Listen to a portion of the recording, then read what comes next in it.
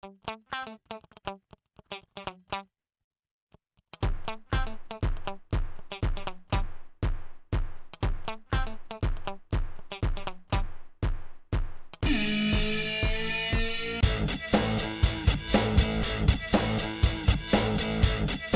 how's it? I'm Dan. Welcome back to Breathing Underwater's Musicast. It's that time of year again to look back on all the concerts and performances that I went to last year in 2023. In addition to musical shows and concerts, performances, I've decided to also include my thoughts and reactions and reflections on stand-up comedy that I happened to catch during the year, and also any kind of theater, because I see all those things as similar sides to the coin of live artistic performance exhibition, if you will. And I realize I should have been doing that all along. But if you've heard episode 28 of this podcast, where I reflect on a lot of the concerts that I went to in my post-college years, I did try to retroactively go back and include some of that stuff there too. But as we move into 2024, with my prospects of seeing live music and performances looking really good at this point, let's look back over 2023 and relive some of these awesome experiences that I had. I went to more shows in 2023 than I have since probably college. And the big factor, the thing that I really have to recognize and express gratitude for there, is my wife. As you may have heard me talk about on this podcast before, there was a period of my adulthood where, having grown up going to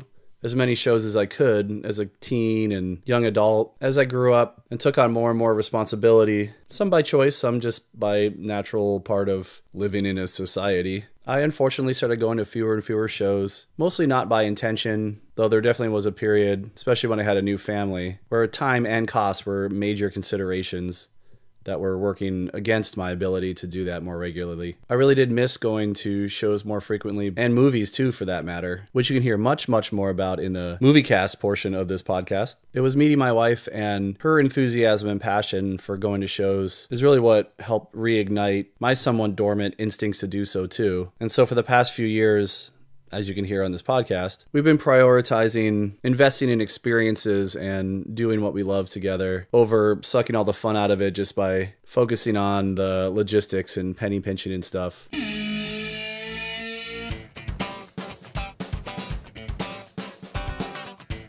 So let's start at the beginning of the list of shows that I went to, but also the beginning of the year, because on January 20th, 2023, at the Altria Theater in downtown Richmond, Virginia, my wife and I took our son, who you can hear on episode 19 of this podcast, where he gives his input and experience of a couple of the shows that we took him to back then. This time we took him to see Jim Gaffigan. Gaffigan was somebody that we bonded over early on, especially with his family-friendly-ish nature, though he does push that boundary, of course. But I also think that's what makes him a little bit more appealing to a younger audience, is he's not totally safe and inoffensive, but he's still clean and broad enough that he doesn't spark any like huge red flags with the uh-oh, am I being a bad parent by letting my kid listen to this guy kind of stuff. And this is the first stand-up show I've been to in several years, so I was really excited to finally get back out there, see some stand-up, but also see somebody who's pretty iconic at this point. And for me, at least, it was exactly what I was hoping to get out of it. Got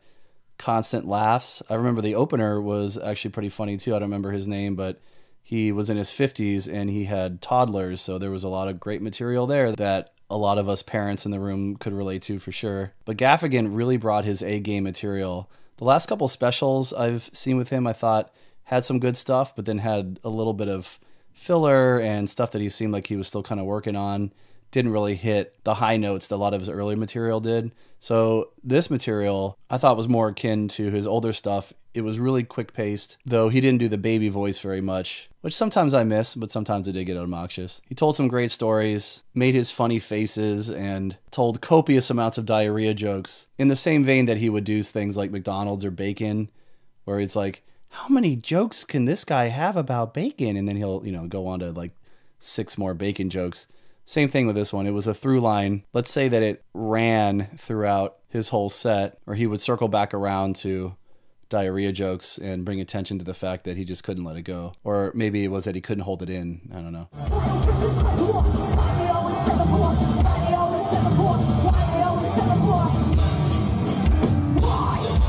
On March 3rd, 2023, at the Hard Times Cafe in Fredericksburg, Virginia, finally, after all these years, I got to see Sumo Cyco, who, in case you don't know, is a Ontario-based metal band fronted by the former teen pop rock star of Canada, Sky Sweetnam. And I discovered Sky and her earlier material on Pandora when I had just gotten out of college, and I had discovered Pandora was something I could put on at work. And back then, you really could discover new music on it. I really haven't listened to Pandora in many years now because of all the other streaming services that have been around since, but I did discover some good stuff on there back in the day, so I always have a soft space in my heart for it. And I've also mentioned this many times, like in a recent Taylor Swift drum cover that I did, which you can see on my YouTube channel, youtube.com/breathingunderwater, where during the few years that I had graduated college and was still kind of like figuring out where I was headed in life, coincided with discovering a passion for female-fronted pop rock music. I've always been into female-fronted metal, hardcore, punk, that kind of stuff. And getting out of college and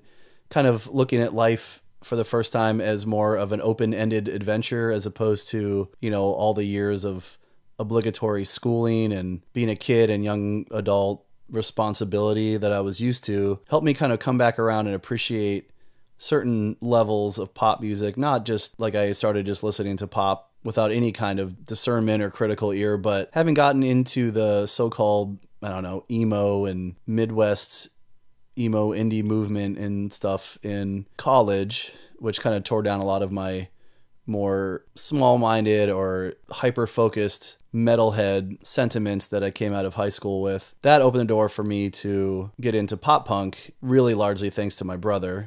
He and I have talked about this on this show a lot more in depth. But the pop punk led me to revisit some pop, and I started with some of the big names of that era, or at least that had been when I was still, you know, had time and cable to watch like MTV and stuff. So I was listening back to like Britney and Christina, stuff like that. And I'd put on these Pandora stations of that stuff while I was working in an office after college. And I guess because Sky had opened up for Britney on a tour sometime back then, Sky was on Britney's Pandora recommendations. And it was love at first listen. I've been a huge fan ever since. Followed her career as she transitioned from like a tween and teen pop and pop rock kind of icon, at least in Canada. I don't know if she ever really was that popular outside of that. As far as I can tell, I don't think they ever officially released her second album in America, at least not back then. So thank God for streaming services. I don't think I would have discovered her otherwise, at least not in that iteration. And then she got older and started putting out a little bit more edgy and risque material that had a harder edge to it too, but also experimented with a lot of different kinds of genre and sound. And I was just really, really excited for whatever she was going to do. So when she started a metal band called Sumo Cyco, and they were completely DIY and upheld this like indie punk way of doing things from the very beginning, because they would produce all their own like music videos and merch, and they were using social media early on in a lot of different and creative ways. Like Sky would do makeup tutorials, you know, so it wasn't just always music promotion. And they had campaigns where they'd have fans submit footage for upcoming music videos. Like when my kid was a baby, this was in like maybe 2012. I was holding him while I lip sync along to their cover of Oingo Boingo's Who Do You Want to Be? So it's just really cool to have known this artist and to see her expand her reach and repertoire into other areas of music that, you know, I was a little bit more foundationally partial to. And they had this fun horror aesthetic and everything, and it was very unique, and they definitely had a vision, and they definitely were really good about connecting with their audience on personal levels. So, you know, I was all about that stuff, and I've been following them ever since. And I've always wanted to see them, but they were too small to ever tour in the States, you know, like a decade ago. And they've been on some tours, like I know they were on a Warped Tour sometime in the mid 2010s, but I don't think that one came even close to where I've been living since then in Richmond, Virginia. And all the other small short leg tours that they do where they were, you know, like an opener for an opener for an opener on some bill would never come around here. So I was just biding my time and hoping and waiting that they would finally come around, and they finally did. They were opening for Nonpoint. I think I first heard about Nonpoint, on a compilation extra disc that came with Korn's Follow the Leader as a Best Buy promotion, and they had all these up-and-coming bands that they were trying to promote. That's how I discovered like Incubus, Kidney Thieves, Kilgore, Head PE. There were so many young bands on there from that era, and I think Nonpoint was on there. Might have been a soundtrack or something from that time in the late 90s. But anyway, I never got into Nonpoint, and then trying to listen to them again, because they had a hit recently, or at least in context of like Sirius XM radio, where they covered the In the Air Tonight song. And I went back and listened to some of their stuff, and it's just way too butt rock for me. I'm sorry, I just can't. It's not bad, but it's just not really my style. It's too hard rock. But either way, I wasn't there to see Nonpoint. I was there to see Sumo Cyco, and it was in this huge bar restaurant, sort of like billiards too, a place I'd never heard of, a Hard Times Cafe. But I haven't really spent that much time in Fredericksburg. I've just been there for a couple shows. My band played a couple shows there. I don't really know much else about it though. And the aesthetic was really cool. They had this whole like freak show thing with all these posters of, I don't know if they were like, you know, real authentic vintage kind of things, or if they were just reimaginings of like freak show posters from that era. But it was this really big space that was mostly a restaurant, had a bunch of pool tables, and it had a nice sized stage for, you know, a bar restaurant, way bigger than any bar restaurant stage that I've ever played in with my band. And the place was definitely sold out. So that was cool. Going to a show that kind of felt like a local show, you know, but had the energy of a bigger show, had the attendance and the enthusiasm. So I was happy to see that, because I had no idea how much of a draw Nonpoint or Sumo Cyco would have in 2023, you know, in the South. Speaking of butt rock though, the opening band Overdriven was to me the epitome of butt rock. The singer looked like John Cena, and he just like stood motionless, and he looked really confused. Maybe it was their first tour, I don't know. And I'm not trying to criticize them, like good for them, but I'm just saying it wasn't for me. I did see a guy though with a snot shirt, and I mentioned it to him because you don't see that much these days. And apparently he was friends with Jamie Miller, the drummer of Snot. And he got to see them back in the day when Lynn was still alive. So I expressed my envy and jealousy over that. That was a fun little connection. But as for the show itself, Sumo Cyco was everything that I expected and hoped for. They were super energetic. The whole band was really into it. They seemed like they were all having a really great time. Sky is just a natural front woman and kind of centerpiece of a band. She knows what she's doing, and she does it great. She had a riser in the front that she could hop up to and, you know, kind of make herself known to the whole place, because the stage, though it wasn't small, it wasn't super high up either. So I was up closer to it where the standing crowd was, but most of the bulk of the audience was sitting at tables throughout the pretty sizable back area. And you couldn't really see the stage too well with all the people standing in front of it. So that was clever that she would, you know, make sure that people could see. And not only that, but she would hop down off the stage a couple times and went out into the crowd. At one point, she was singing and dancing on one of the tables that people were sitting around. Another time, she got down on the floor and had all of us, you know, like crouch down with her, which I've seen bands do before in bigger and smaller venues, but it's been a really long time, and it was cool to have that more interactive experience. During one song where she felt like she wasn't getting the kind of reaction she wanted, she stopped the song, and I don't know if this was planned or not. I'm sure they, at very least, have it locked and loaded in case they felt like they needed to bring the energy up. But they stopped in the middle of the song they were playing, and they played BYOB by System of a Down, which I knew that they had done that cover online, but they pulled it off, like, immaculately. And the best part about it, again, was the mixture of the venue and the energy of the crowd. It just really felt more like going to one of those really small but passionately attended club shows that I used to go to back in high school and college, where people, you know, used to like go out, but it also wasn't super prepackaged and corporate like a lot of the concert experiences tend to be these days, at least compared to what I was used to growing up. And right after the show, I don't know if it was just because they didn't have a backstage bathroom or something, but Sky was leaving the audience bathroom that was off to the side at the same time as this other woman that was walking out, because where I was standing on the floor was near where the entrance to the bathrooms were. And I saw Sky walk out and this other woman at the same time, and she like glanced over and saw Sky standing there, was just kind of dumbstruck for a second. And I made eye contact with her and we both kind of laughed like, oh, hey. And then she said to me, she's like, oh, I didn't want to be weird and like say something to her, like walking out of the bathroom, but she's one of my favorite singers or something. It was just funny. And then Sky proceeded to then go straight to the merch table as promised and had a big line of people waiting to, you know, say hi and buy stuff and get a picture with her, which I would have loved to do, but we had to get back to Richmond. So next time, absolutely gonna go if and when there's a next time to see Sumo Cyco. Though I'd love to see them headline this time so they can play longer.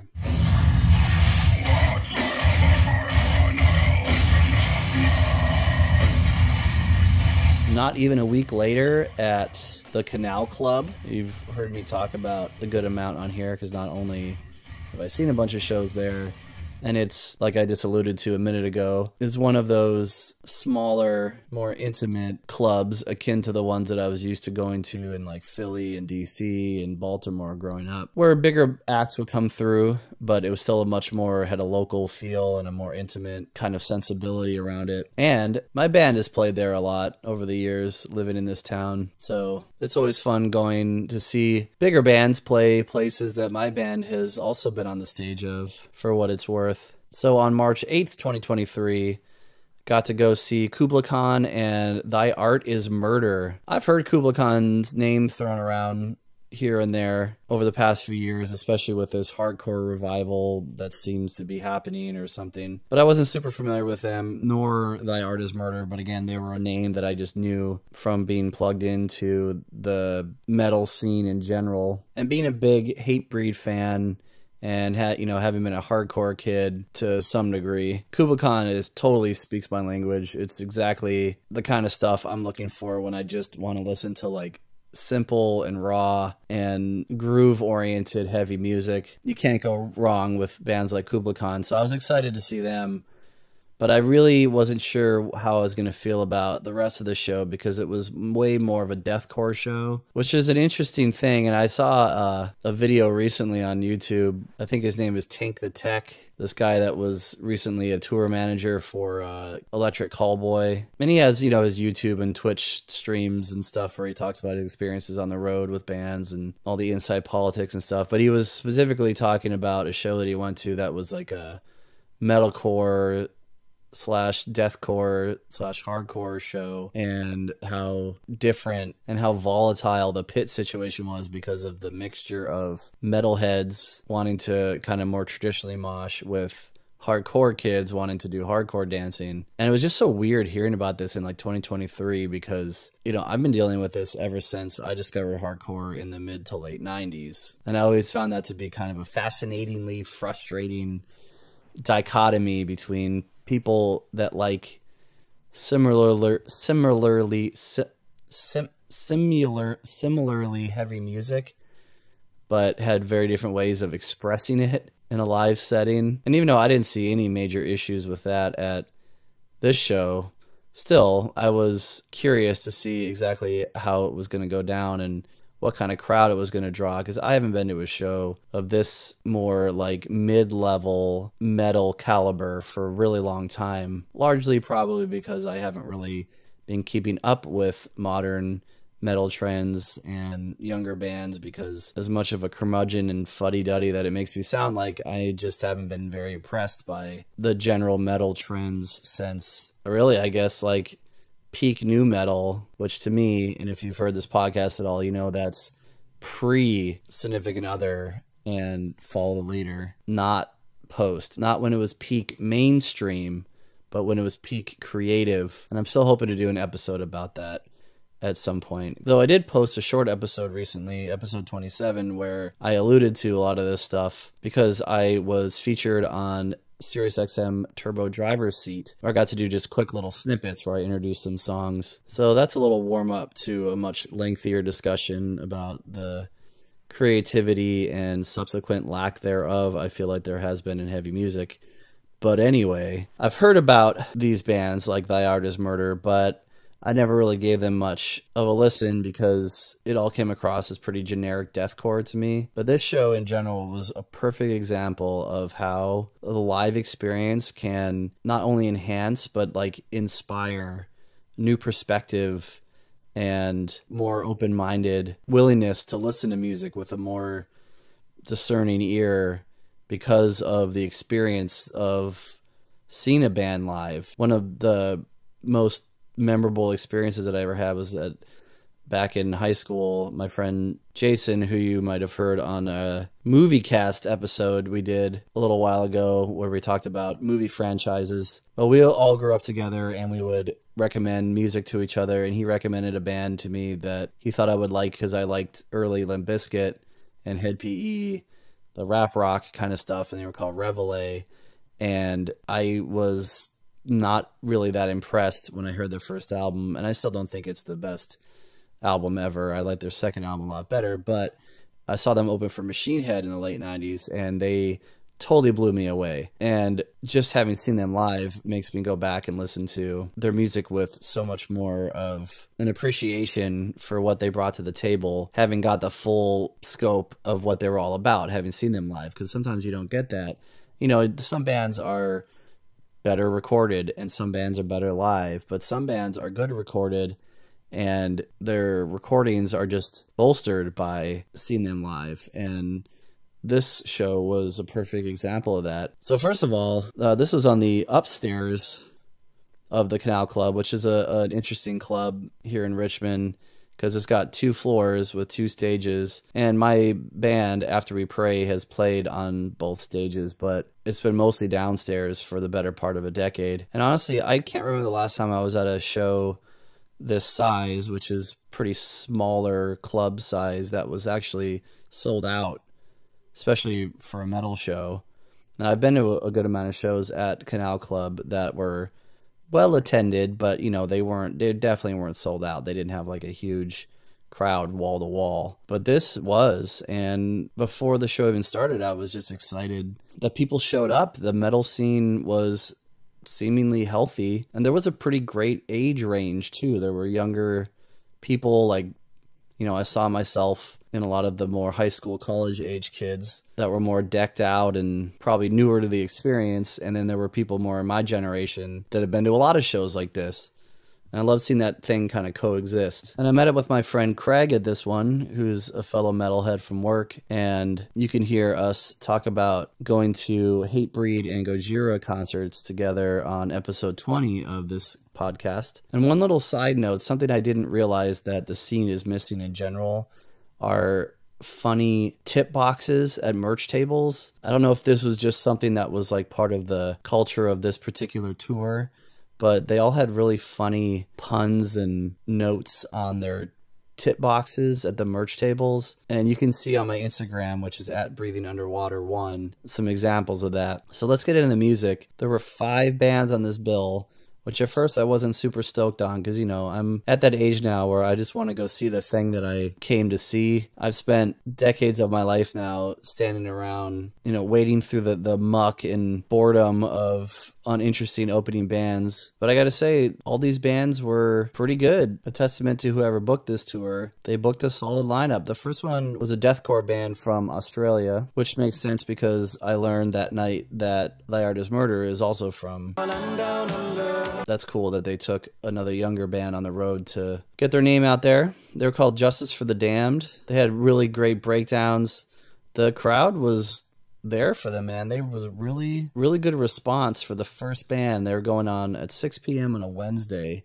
So I was just really glad to see that there's a hunger for this music and this scene all these years after I discovered it. And I love the trope where the singer would scream some breakdown lead up without the mic. You know, it just added that like toughness and intensity. Who needs a mic when you've got anger and angst? Second band was I Am from Texas, which again makes sense because Kublai Khan, so they probably knew each other or had some kind of relationship. They were more metal than the last band, but they still had some death elements. They were more thrashy though, lots of solos, lots of blast beats, but they kept my attention. They were solid. And then there was Undeath. They were just a straight up death metal band from New York, but their merch was like straight up hardcore style.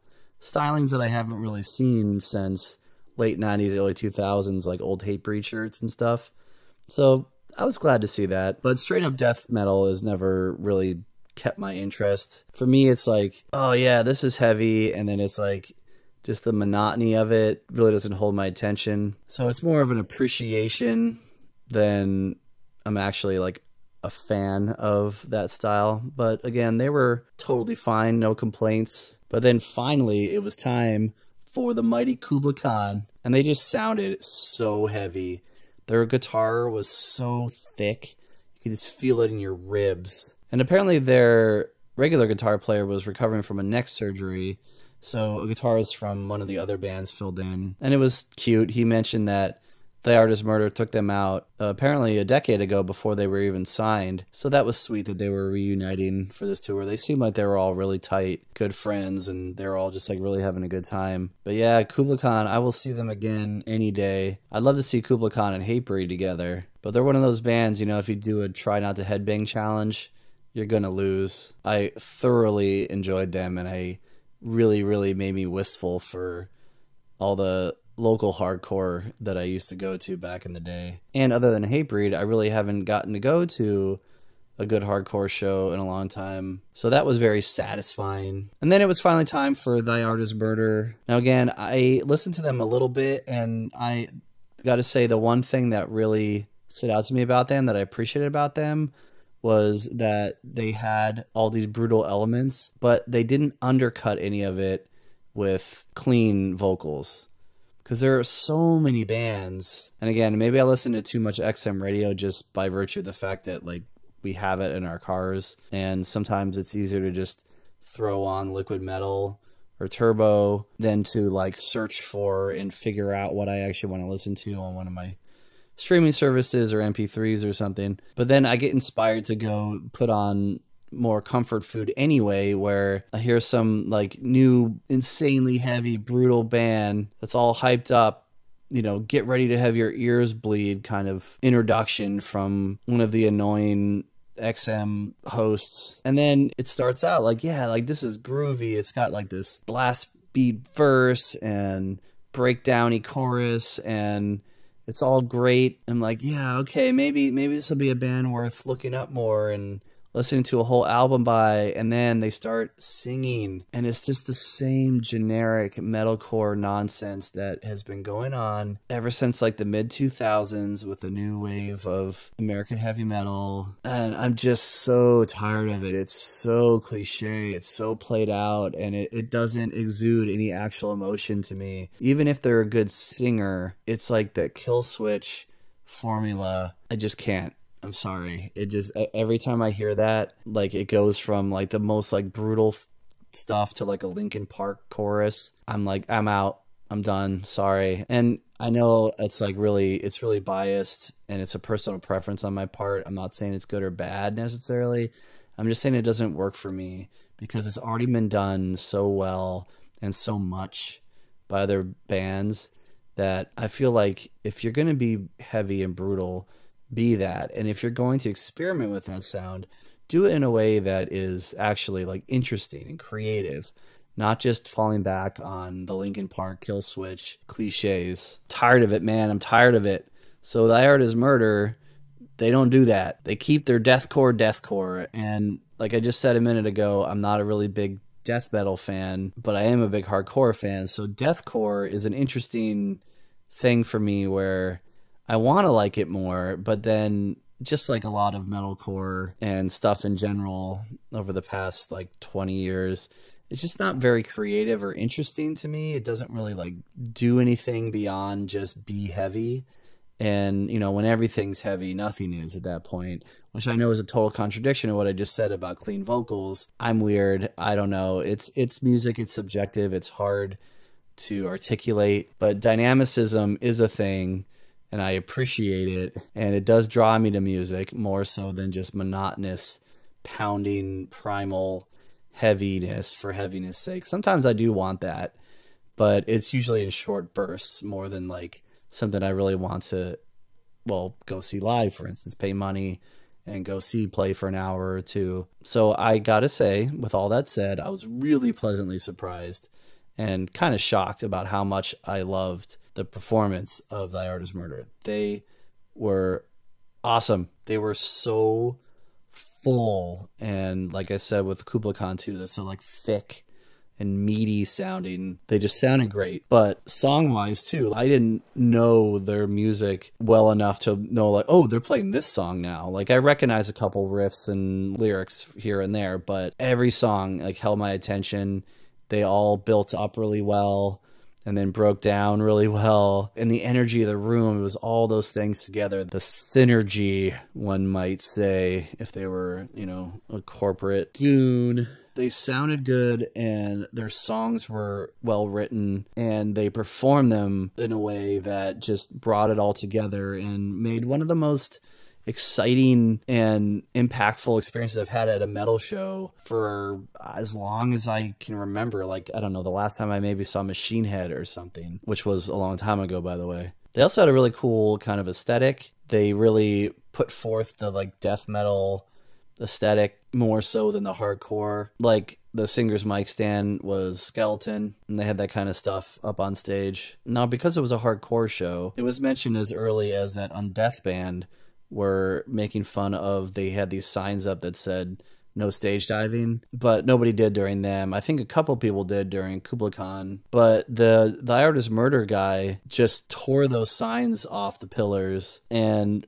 made it a point to like encourage it. And he called out the Canal Club staff and said, come see me if there's a problem. Like, you know, I want people to have the full experience here, and I don't care about your rules and everything. So that was metally. It was cool. You know, at my age, I see these things on both sides. Like if I was running an establishment and people were tearing it up and that was on, you know, my dime, I would be annoyed about that kind of thing. And I do think it's disrespectful for people to have their version of a good time at the expense of, you know, the place that is bringing this music to them. It's not fair. But I understand that, you know, the chaos mindset comes with the territory. So it's like, and I'll talk a little bit more about this when we get to Pantera down the road. But speaking of the singer, whom, if you haven't heard by now, since this show, he was fired from the band for supposedly controversial things that he said online,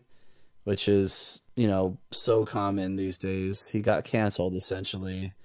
But if you actually dig into the whole thing, it's a lot more nuanced and subjective than the press statements and like remaining members of the band would have you believe. So that kind of soured me on them since, and I haven't listened to the new album because of that, because they apparently re-recorded the vocals before they told the singer that he was fired. And I haven't been following that long or anything, so I don't know all the intricacies of their band dynamics and personalities and politics and stuff, but it did sound like it was kind of shady. I don't know. You know, it's one of those things. It's like, if you're not there, you don't know the whole story.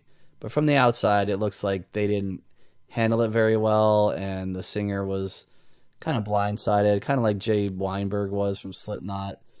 And I don't know about that. I don't think that that's a good way to, you know, handle your business, but whatever. I'm just glad I got to see them on, I think it was their last tour before this whole thing went down. But I could tell from the show itself that the singer did like to stir up controversy, or at least had no problem putting his opinions out there and upsetting the status quo because of like the stage diving thing. And then he even kind of insulted the whole crowd when he said that he hates America and Americans and our country and our politics and everything. And people started to get a lot, I was like, oh, there's some booze, you know, and it's like, uh-oh. But it was sort of a backhanded compliment, because he was like, but he loves coming here because of the love and support that the fans give him. So, you know, he's doing this for us. He's sacrificing putting himself in uncomfortable and toxic situations to tour parts of the world that he doesn't like being in. I was like, yeah, okay, you know, fair enough. But if that's how his attitude is kind of in general, and, you know, he just didn't get along with the band, I could see that definitely being an issue. But I still don't think that, like, re-recording your vocals and then releasing an album without telling the person before they're let go from the band is totally on a level way to do things. But, you know, but yeah, like, this was a really great show, and it was really energizing and kind of reinvigorating for me when it comes to like seeing heavy music live, because now I know that that energy and that vibe that I grew up with is still out there. I just need to go to the right shows in the right places. Maybe the whole community has shrunk. Maybe that's why it's just been feeling like it's dying down, but maybe it's just been consolidating. But it wasn't like most of the shows that I've been to in the past decade or so on that metal side of things. And even this summer, like when I saw Pantera, you heard me talk about real soon, it wasn't just a bunch of old dudes like me just standing there nodding our heads and then needing to get home to let the babysitter off. It really was a diverse, eclectic crowd. There was just so much like energy and life and excitement and happiness and enthusiasm and positivity for a band that talks a lot about hate, and they had all this language about hate and suffering and stuff on their merch. I think that's the thing that people miss about metal, is the way it presents itself is meant to upset and get under the skin and cause discomfort for people that don't get it. For the people that do get it, it's a place of solace, and it's a place where you can find camaraderie and acceptance, and it's life affirming. And that was one thing that really drew me to all this kind of music when I was younger, because if you've heard me talk about my past at all on this podcast, which I talk about all the time, I grew up in a household that was predominantly interested in classical music, and rock music was frowned upon, and metal was, you know, an insult. This isn't music. What are these people just screaming? That's not music. As a kid, it was really easy to fall into that scene and relate to other kids because, you know, feeling like you didn't belong in other places. But as an adult, it gets harder and harder to escape the scene of nostalgia. And this was not that. This was like current. And that's what I really have been yearning for a long time now, is to go to a metal show that wasn't nostalgia, that wasn't like, oh, I used to listen to this stuff when I was younger and isn't it fun to re-experience my youth. No, this is happening right now, and this is real right now, and that was awesome. Also, there were 5 bands and there were no clean vocals. That counts for something in my book.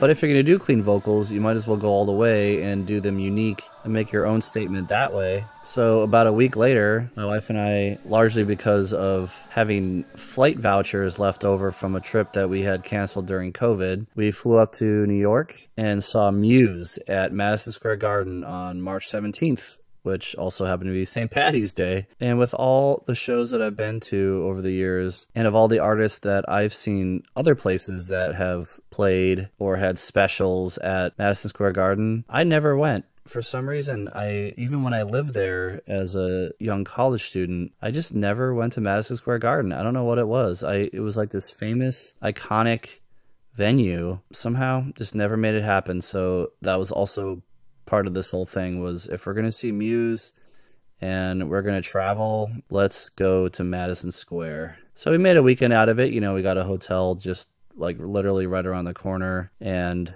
took in some shows too that we'll talk about in a minute. But what a perfect pairing to see a band as grandiose as Muse in such a legendary venue. But what made this experience even more special was that I got to go with my friend and creative partner, a guy you've heard about if you listen to any of my stuff, because we've been in bands together and we make other projects together in the Mobius Project, which has its own branch of this podcast. So Jeremiah and his wife, who live in New York, met us there and we all went together, and that was awesome because I hadn't seen him in a long time, especially because of COVID. And before I forget, this one, I did a little short kind of travel vlog mixed with some of the concert footage from this show on my YouTube channel, youtube.com/breatheunderwater, if you want to see some more visuals from that. And again, it was St. Paddy's Day, so people in the streets and people in the show, you know, were dressed in green and had like shamrock hats on and stuff, and there was all that energy. There were lines around the block for many of the Irish pubs that were in that area, and people were you know, getting ready for their big St. Paddy's Day night out. So there was a buzz and an energy in the air even before we went into the show, just because of it being New York and it being St. Patty's Day, and it was a very exciting night. So we missed whoever the first band was. I actually don't remember who it was. But we got there right in time for Evanescence. And the thing about Evanescence for me is that on the surface, because they have a really talented female singer, they're heavy, that's usually all the formula that it takes to get me into a band like them. But for some reason, I just never was really into them. I tried, and I really just could never figure out why. But now, having seen them live and going back and listening to some of their stuff again to prepare for it, I realized that it's really just... it's not the songs or the songwriting or the general heaviness of the music or anything. It's just Amy's vocals.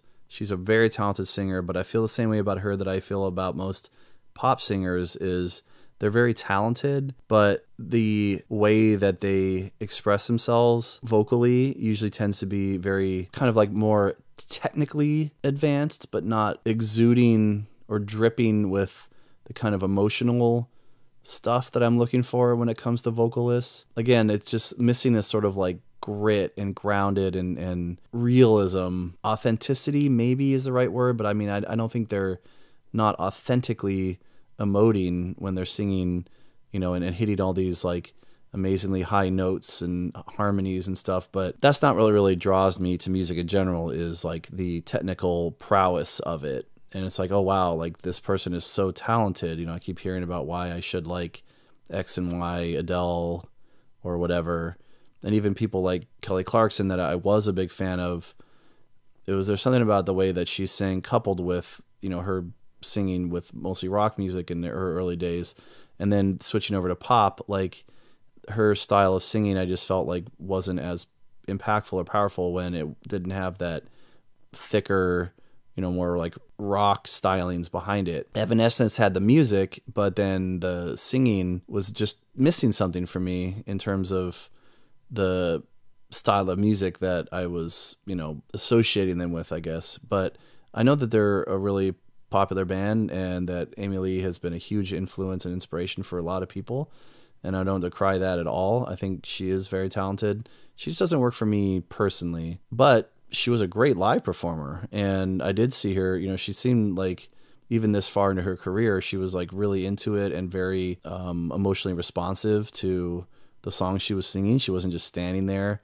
She was really physically into it too. So that really did help make the experience better. And it was one of those situations where I'm not going to go like listen to them regularly, but I do have a newfound appreciation for seeing them because they sounded really good and she sounded really good. And she seemed like she was just really feeling it. And she expressed that a lot as they were playing, how much she appreciated being there. That I guess, I don't know if she's from Brooklyn or she said that for part of her life she lived in Brooklyn, and she said she wrote a lot of these songs that she was getting to perform here while she was a Brooklyn resident and walking the streets and driving in the back of cabs and stuff, and how much it meant to her to get to play at Madison Square. I think she said it was her first full set there, so maybe they've played there before, but not fully. I don't know, whatever that means. And I'm sorry, I know it's 2023 and like focusing on gender is very hot button issue right now, but it's really important to me in this genre to like point out and spotlight and celebrate when women are involved, because it's such a boys club. And that's, I know I keep saying about how much I enjoy female singers, but it's not just because they're female, it's because they bring something unique and interesting and dynamic and diverse to the table that you don't get when you have like 4 or 5, 9 dudes in a band.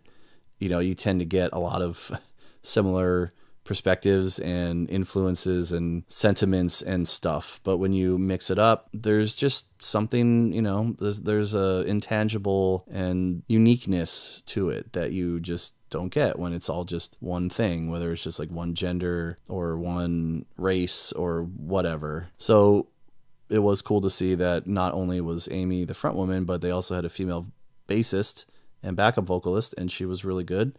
She totally rocked. And I was not excited when they started playing Bring Me to Life, because that's one of the most overplayed.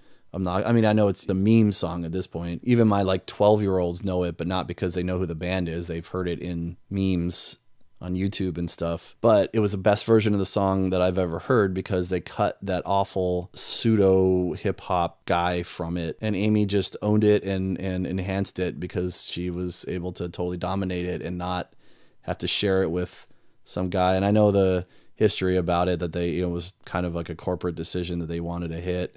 They didn't trust that people would respond only to Amy Lee, so the record company kind of like strong-armed them into putting in a guy or something. It's all ridiculous, but it was cool to see that version of it actually like sound good on its own. Didn't need that dude and his lack of bringing anything interesting to the table to distract from what Amy Lee naturally brings to the table, which is an immense amount of talent and passion. That was evident in their set. Now, another big reason, not just because we're old friends and because we've been to a lot of shows together and we make art together and all that kind of stuff, that it was special that Jeremiah was there with me, but he was also the one that introduced me to and got me into Muse. I had heard of Muse back whenever this was like the mid to, you know, late 2000s, and I just could not differentiate.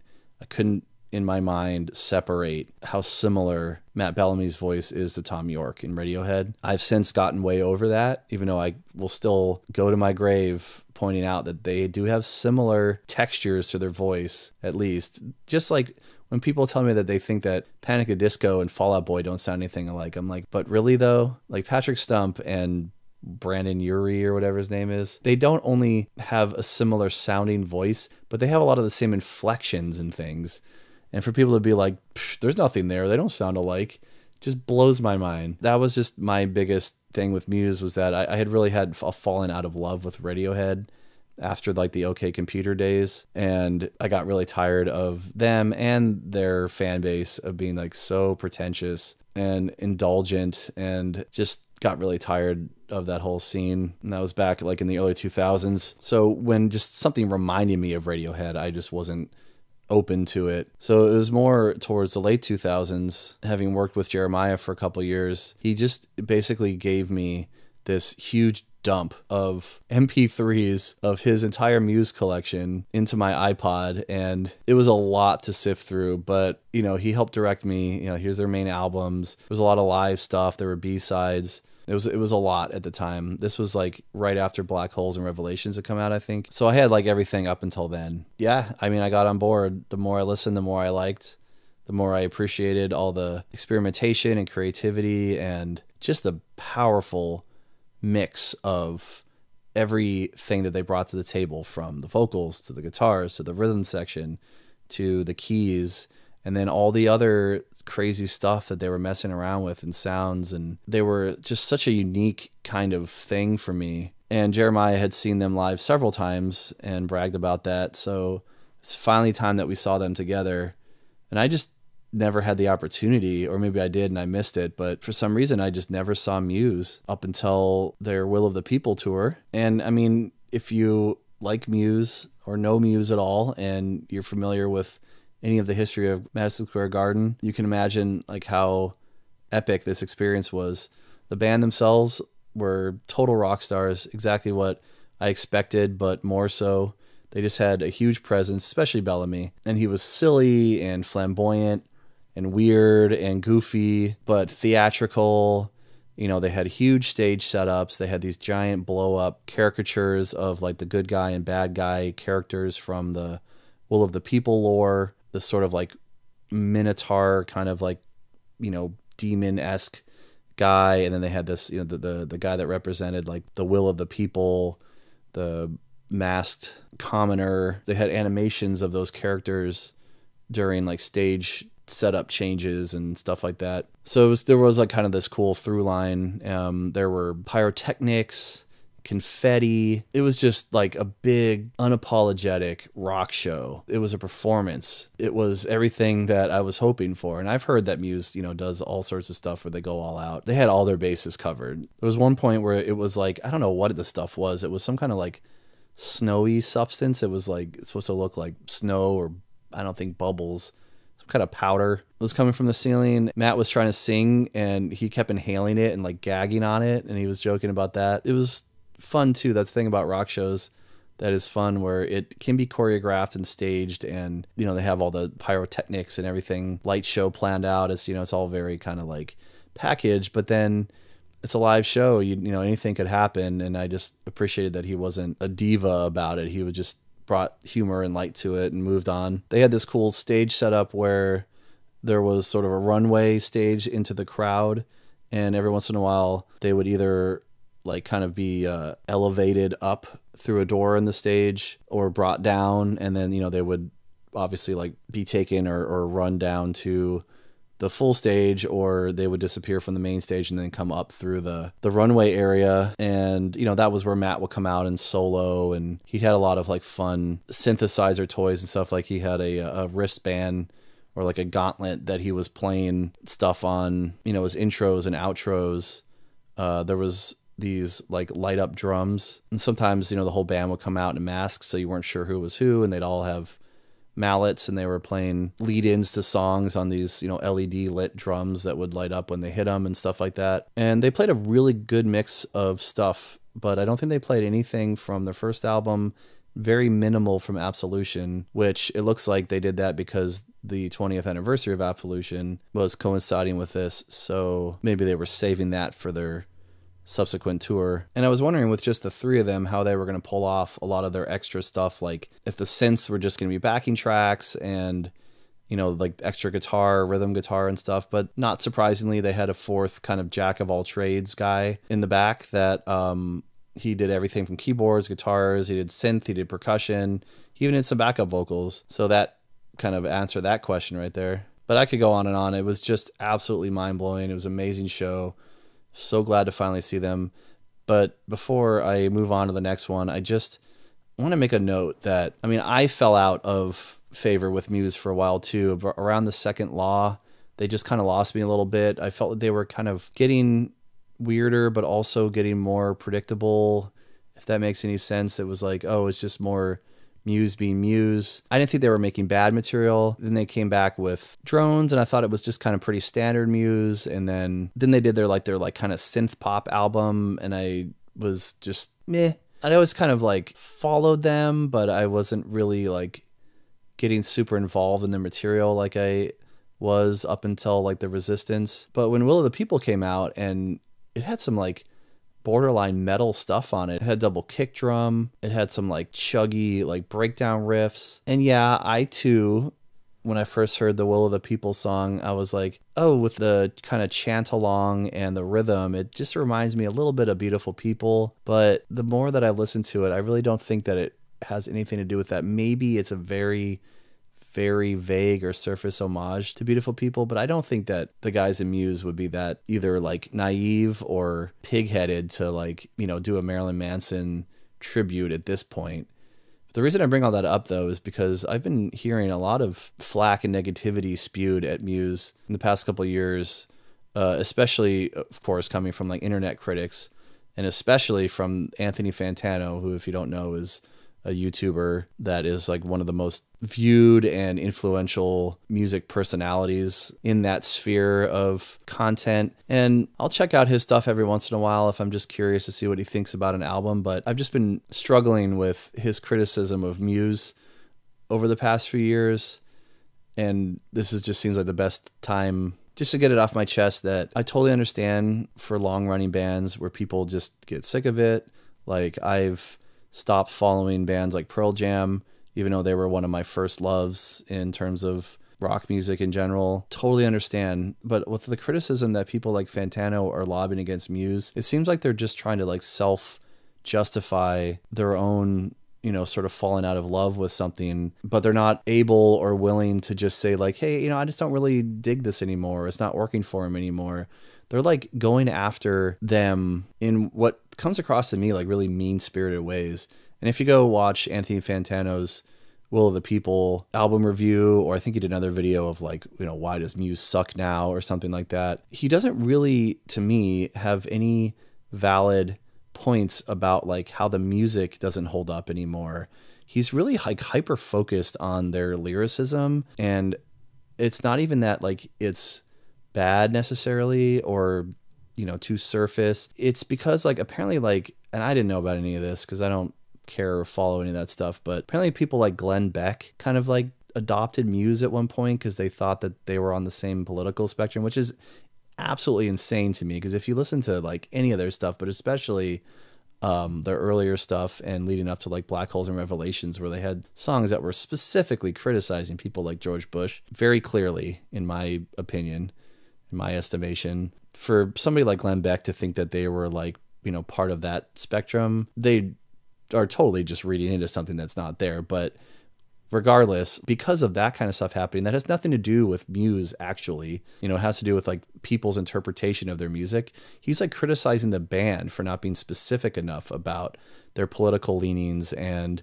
what their messaging is really all about. To me, especially, like, I wouldn't call myself a critic, but just in terms of like somebody that's trying to be taken a little bit more seriously than just being like a loudmouth, opinionated mouthpiece on the internet with, you know, like an uneducated point of view on things or whatever, to say that like their lyrics aren't clear enough and that then makes their music bad is insane criticism to me, because it's music, it's interpretive, it's subjective. You know, lyrics are poetry, and poetry is not prose. It is not supposed to be spelled out for you. It is there, you know, to be interpreted, to be part of a bigger experience. And it's just, I don't know, I just lost like a lot of, not respect for him as a person, but just what he does and what critics like him, you know, when they go after bands like this, to say that like, well, they suck now, because I totally get it. And I'll talk about Weezer later too, of feeling frustrated and, you know, having had this big passion for a band or an artist where you feel like they've lost you and they've lost their way and they've let you down, they disappointed you, fine. But just to say that like Muse sucks now, because if you just objectively just like listen to old Muse and new Muse, it doesn't sound that different. Like they haven't like changed genre. They haven't gone, even their synth pop album still sounded like Muse. Like they're very specifically Muse, always. I've never heard a song by Muse that I'm like, that could just be whatever, any band. They're always very clearly themselves. They always seem to have some intention for whatever they're doing. And when they experiment, but not like in a slap together random way that sometimes like I felt about Radiohead, for instance, where they were just doing whatever that was kind of contrary to what people expected of them, calling it experimentation, but really it's just them being unable to consider their audience when they were making music only for themselves and what they thought was cool or whatever, which is fine. As a consumer of music, it's not what I'm looking for, is just people's random indulgences. And Muse still writes like really solid, well-structured, fun to listen to, dynamic, rocking songs. How many groups in this deep into the career are as consistent but also as experimental as Muse? I'm not saying that people should like them just because, or that they're wrong for not liking them or something. I haven't loved everything they've done, but I've never heard anything by them where I'm like, wow, they suck now. They just lost their way. Which, compare them to somebody like Weezer, you know, who's been around a little bit longer, and they've just put out so much garbage where you're asking yourself like, what happened? How did this happen? What came to that? Like, what were they thinking? Like, I've never felt that about Muse. I'm like, okay, I don't necessarily agree with the direction they're going, but they're actually putting like thought and intention and passion into what they're making. Or then you have artists like Max Cavalera that were influential pioneers and fearless risk takers that just started resting on their laurels and just doing the same thing over and over and over again, where it just became like this nostalgic sludge. Muse doesn't fall into any of those categories for me. They are Muse. They do what they want, and you don't have to like it, but I don't see the criticism of saying that they're not good just because you don't like it anymore. I think that that's not the kind of thing that's going to keep me like interested in your credentials as a critic, Mr. Fantano.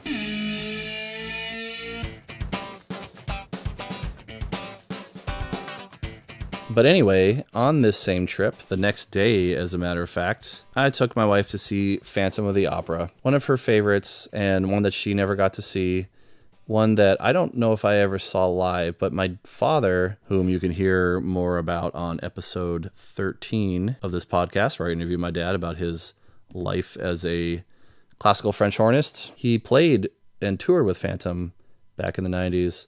So that was a big, just knowing about it and having a Phantom mask and a Phantom poster signed by the cast or musicians or somebody in my house growing up, was always familiar with it. So I was excited to see it too, especially as an adult, and knowing that I would, get more out of it, having all that extra context. But also the reason that we decided to do this when we did was because apparently Phantom, it was on its final run, and it was going to be closed later that summer, I believe. So, we made it a point to make sure that we fit this in. And this is at the Majestic Theater, where it had been playing for decades, I guess. And like I said earlier, I probably should have been talking about the theater and musical theater experiences that I've had throughout my life, especially having grown up with the father that I did and always having opportunities to go see this stuff.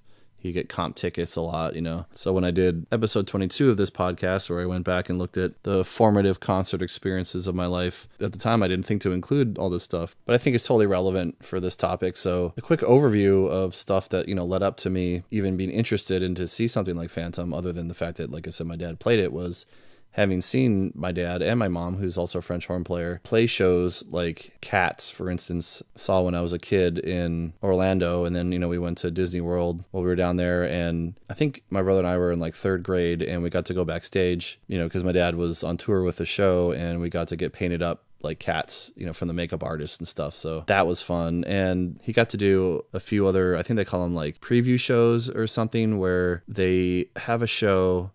I guess it's kind of like a TV pilot, and I'm really not as familiar with the inner workings of the world of theater because I was always more of a film guy, but I'm sure this is standard knowledge to, people that are really into and have explored or studied musical theater and theater, but where they would have shows in just a couple markets, but not fully on Broadway. So maybe like New York, Chicago, LA, DC, they would do like a preview run of a show and just see how it goes. They don't make any tweaks they needed to make before it went like full Broadway or tour or whatever, and then see if there was even like an interest or an audience for it. So I got to see my dad play a couple of those. There was an Andrew Lloyd Webber show in the 90s called Whistled in the Wind or Whistled Down the Wind or something, and it was about somebody that was either was or thought they were the second coming of Jesus, but they were like a homeless guy on a farm, and it was about, like faith and stuff like that. I don't think that one ever made it to Broadway. There was another one called Bounce, which was one of Stephen Sondheim's last shows, which was about I think it was like set during the gold rush kind of stuff and business enterprising and industrialism kind of stuff, where there was like these characters were going from rags to riches and back and forth. They were bouncing, between wealth and poverty and just trying to make sense of it all or something like that. And it had some actors that I recognized from TV, and I don't think that one got picked up for Broadway either. Another memorable one, my mom played in a local production of Man of La Mancha, and that really was perfect timing because a couple of years later in college, when I took my Western Lit class and we read Don Quixote, the Man of La Mancha was one of the best, not just musicals I've ever seen, but stage plays and like emotionally engaging stage plays. And the music, like the soundtrack that we had, I loved it. I'll still listen to it. It's so good. I think I saw like My Fair Lady at Wolf Trap. I saw 1776 a few years ago on a school field trip, and it was a local theater production, and it was absolutely phenomenal. Like, I wouldn't call myself usually like a musical theater fan because a lot of it is, to me, is more spectacle than story, and I'm just more of a story person. But 1776, kind of like Hamilton, is that perfect congruence of story and spectacle, where it wasn't too much spectacle, it was just enough to enhance the story. And I thought 1776 was just absolutely phenomenal for that. And then like a month before COVID, my dad had some comps for my wife and I to go up to Baltimore and see him play in Wicked. And Wicked was another one too I'd heard about for a long time, but I just was like, does it have to be a musical? Like, I heard some of the songs and I was like, it's fine, But seeing it, I was totally into it and blown away by how good the stage play was, and then the music and the songs and all of it together, and the story was just so good. And also, I think this was the only time that I've ever actually seen a show on Broadway proper, other than maybe I have a vague memory as a kid of seeing a one-man show where Patrick Stewart did A Christmas Carol. And I think that was on Broadway, but maybe not. Again, I lived in New York, but when I did, I was not into the touristy lifestyle there. I was trying to be more of a real New Yorker. So I stayed away from things like Broadway and Times Square if I could help it. But now, being an outsider, I have no problem touristing and that kind of stuff. Then I got to say, Phantom was really incredible. It had these lavish, creative sets and like how they move them around and use lighting and a little bit of technology, but it really like added to this great immersive atmosphere with the fog and everything. And then there were pyrotechnics. I was really impressed. Like I didn't know that, you know, a smaller show like that would have that much production value, but I mean, I should have known better because it is Phantom. It's infamous. I did think it was interesting though, a little distracting. They had their mics sometimes like sticking out of their hair, like on their forehead. So usually, you know, if you see those little vocal mics at the side of their mouth, but these were like coming out of their wigs, and that was whatever. It was just interesting. But yeah, the show was great. The acting was great. The story was good. You know, I knew the broad strokes of Phantom, but I forgot how kind of small scale and intimate it really was. But it was a great show, and it was an honor to get to see it. And they did, at the end, they addressed the fact that it was on its final run, and they were really, you know, were appreciative of all the years I got to go and how much people loved it. And they encouraged us to go to the gift shop across the street to, you know, get our final souvenirs and stuff. But I think our playbill and I think I got a bottle of water with the Phantom mask on it. That was more than enough. You know, I didn't need like a Phantom placemat or behind the scenes book or anything.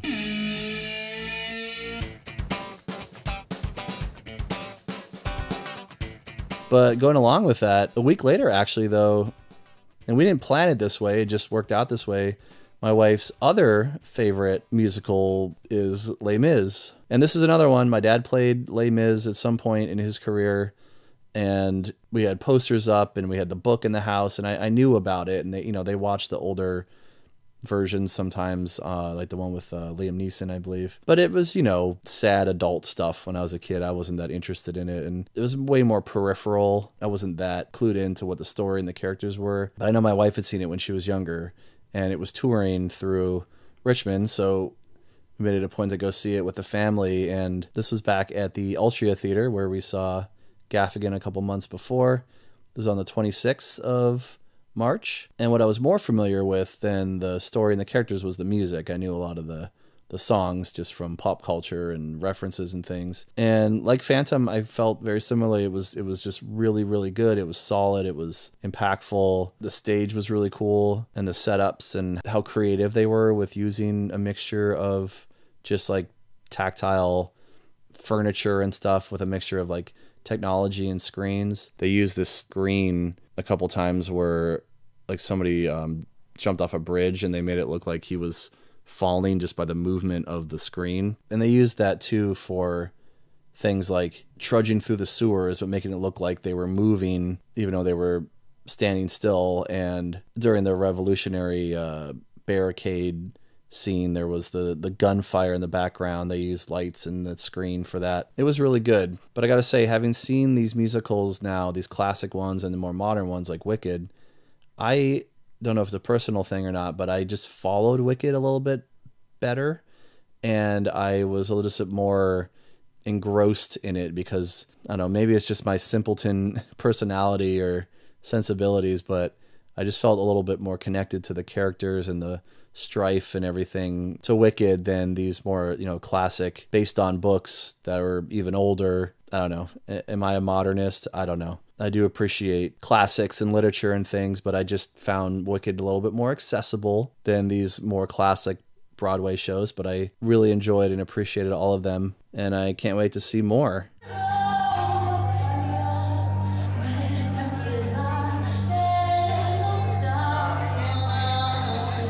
But then just a few days later, I told you I went to a lot of shows this year. I was back at the Canal Club on April 1st, and this is not an April Fool's joke. I saw Eluviete, I think is how you say it. They're a, I think, Scandinavian folk metal band, which, being a lifelong Renaissance Fair attendant and employee, so I worked at a Renaissance Fair when I was a teenager and then a little bit after college. My parents worked there for a long time after that, too. I have a very soft spot in my heart for things like that, like LARPing. I don't participate in that stuff, but I really respect that whole like reenactment and wanting to kind of like immerse yourself in traditional and previous time periods and things. It's just really fun. Not that Eluviete is like LARPers or anything, but the metal with the folk music, the Celtic and other folk sounds just really conjures the same kind of sense of fun and adventure and all that going to a Renaissance festival does for me too. And speaking of which, I should have worn my kilt to the show because I wouldn't have been the only one, but I didn't think about it at the time, even though wearing a kilt now is like my uniform for when I play shows, which you can see my playlist, hashtag Kilted Aloha Drummer, on my YouTube channel, youtube.com/breathingunderwater. But anyway, apparently Eluviete has been around for a long time, but I only discovered them a couple of years ago on a folk metal segment on Liquid Metal on the Sirius XM channel. And as soon as I heard their Call the Mountain song, I was totally hooked. Though I got to admit that when I listened to them further and I found out that they had this male singer that did a little bit more kind of black-ish, death-ish metal stuff, not really my cup of tea. So I haven't gotten as into Eluviete as I was hoping I would when I first heard them with just their lead female singer, co-singer, whatever. Regardless, I dug Eluviete's overall vibe and presentation enough to want to see them live. I mean, I've been to enough Renaissance fairs and Celtic punk rock shows to see like harps and bagpipes and lutes and all that kind of fun stuff integrated, into rock music, but I've never seen a full-on metal version of folk metal, so that was enticing too. So the opening band was called Seven Spires, and they had this totally badass female sing-screamer who was going to make her mark for me even more later. They had a bassist with a 6-string. Their drummer had 2 chinas. I mean, what? And also had the biggest ride bell I'd ever seen, which he used to do like crazy fast bell work and like paradiddle kind of syncopated stuff. Really, really good drummer. All very super talented musicians. And they just like totally killed it for the opener. The crowd was like really into them. Unfortunately, when I actually went and listened to the music later, I didn't like their recordings as much, but they were obviously like a really, really good live band. They had great stage presence and they were just full of intense, aggressive energy. The second band was called Omnium Gatherum. They're an older band from Finland, I looked up. They're like, I would say melodic kind of prog death metal, death-ish, thrash-ish. So like, a lot of blast beats and like growling vocals, but they also had a keyboardist and had a lot of atmosphere.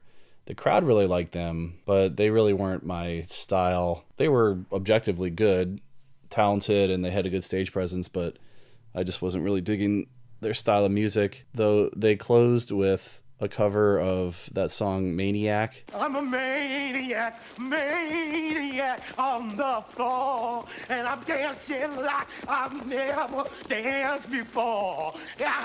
Which I didn't recognize for like the first half because, they were doing it like in a death thrash style, but that was funny. Props for that. And then Eluviete, I was impressed how they fit all their members onto one stage. There were 8 to 9 musicians at any given point, so eat your heart out, Slipknot. And found out right away that their male co-vocalist had some kind of family emergency, which sucks, and I hope everything's okay. But he wasn't able to be on this part of the tour, or the tour at all, I don't know.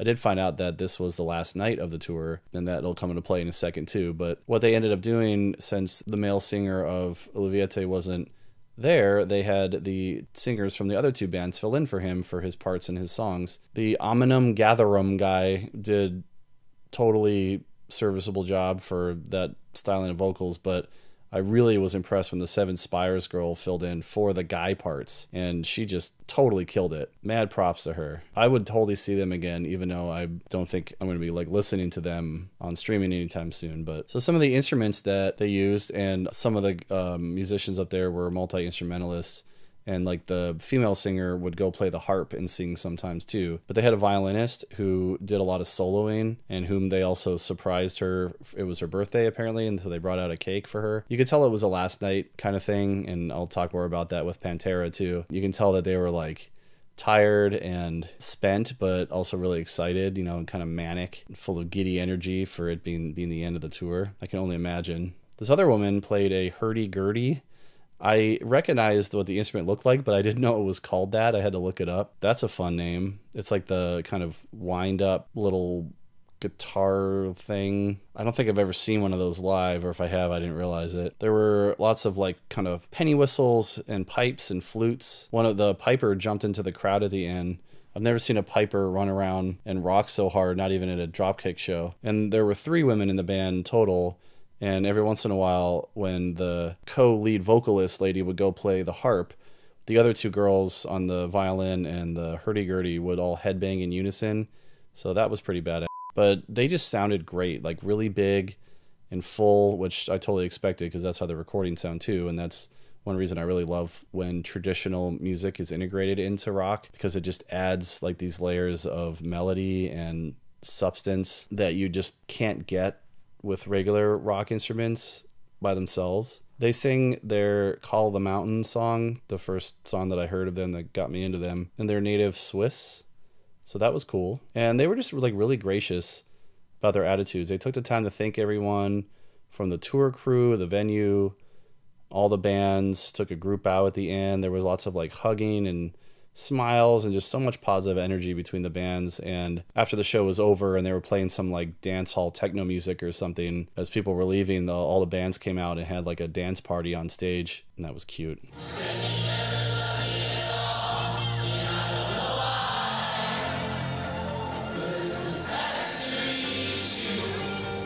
Speaking of bands that have folk traditional instruments in them, a week later I saw Judah and the Lion at the National on the 7th of April. And this is a band I had never heard of until I met my wife, and it's one of her favorites. And I definitely liked and enjoyed their stuff just listening to it with her beforehand. But this was another case where the live experience really just brought it all together for me. One thing I really appreciate about them is that they're definitely kind of like on the indie rock side of things, but my inclinations around that and just music in general, honestly, I need some kind of edge to it to really connect with it. So though I appreciate a lot of indie rock, which I know is kind of a misnomer because most big indie bands are on major labels and stuff, but you know, the term has become a genre. But I just find a lot of that stuff, like your Modest Mouses, for instance, to be okay, tolerable, but for me, generally kind of low engagement and inoffensive, which makes it more just kind of background music for me because it doesn't really like demand my attention or energy or emotions. But that's where I found Judah to be a really interesting outlier in the genre, because they definitely incorporate elements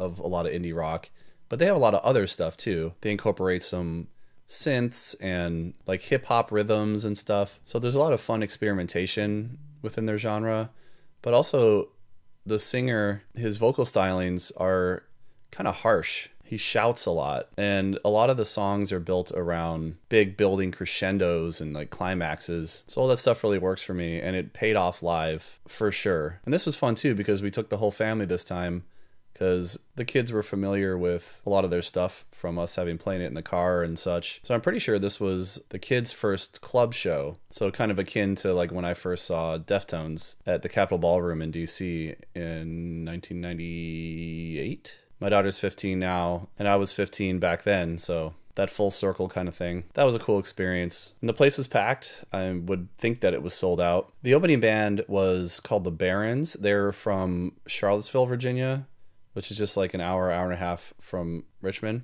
And though they were kind of like a butt-ish rock band, the crowd really seemed to like them. They obviously had fans in the audience because they were more local. They did a fun little covers medley that included like Enter Sandman and Franz Ferdinand and stuff. So they were entertaining, just not really my style. But the interesting thing about them was that they got that opening slot because on this tour, Judah and the Lion had put out ahead of time a way for you to submit your band to open in whatever city they were coming through.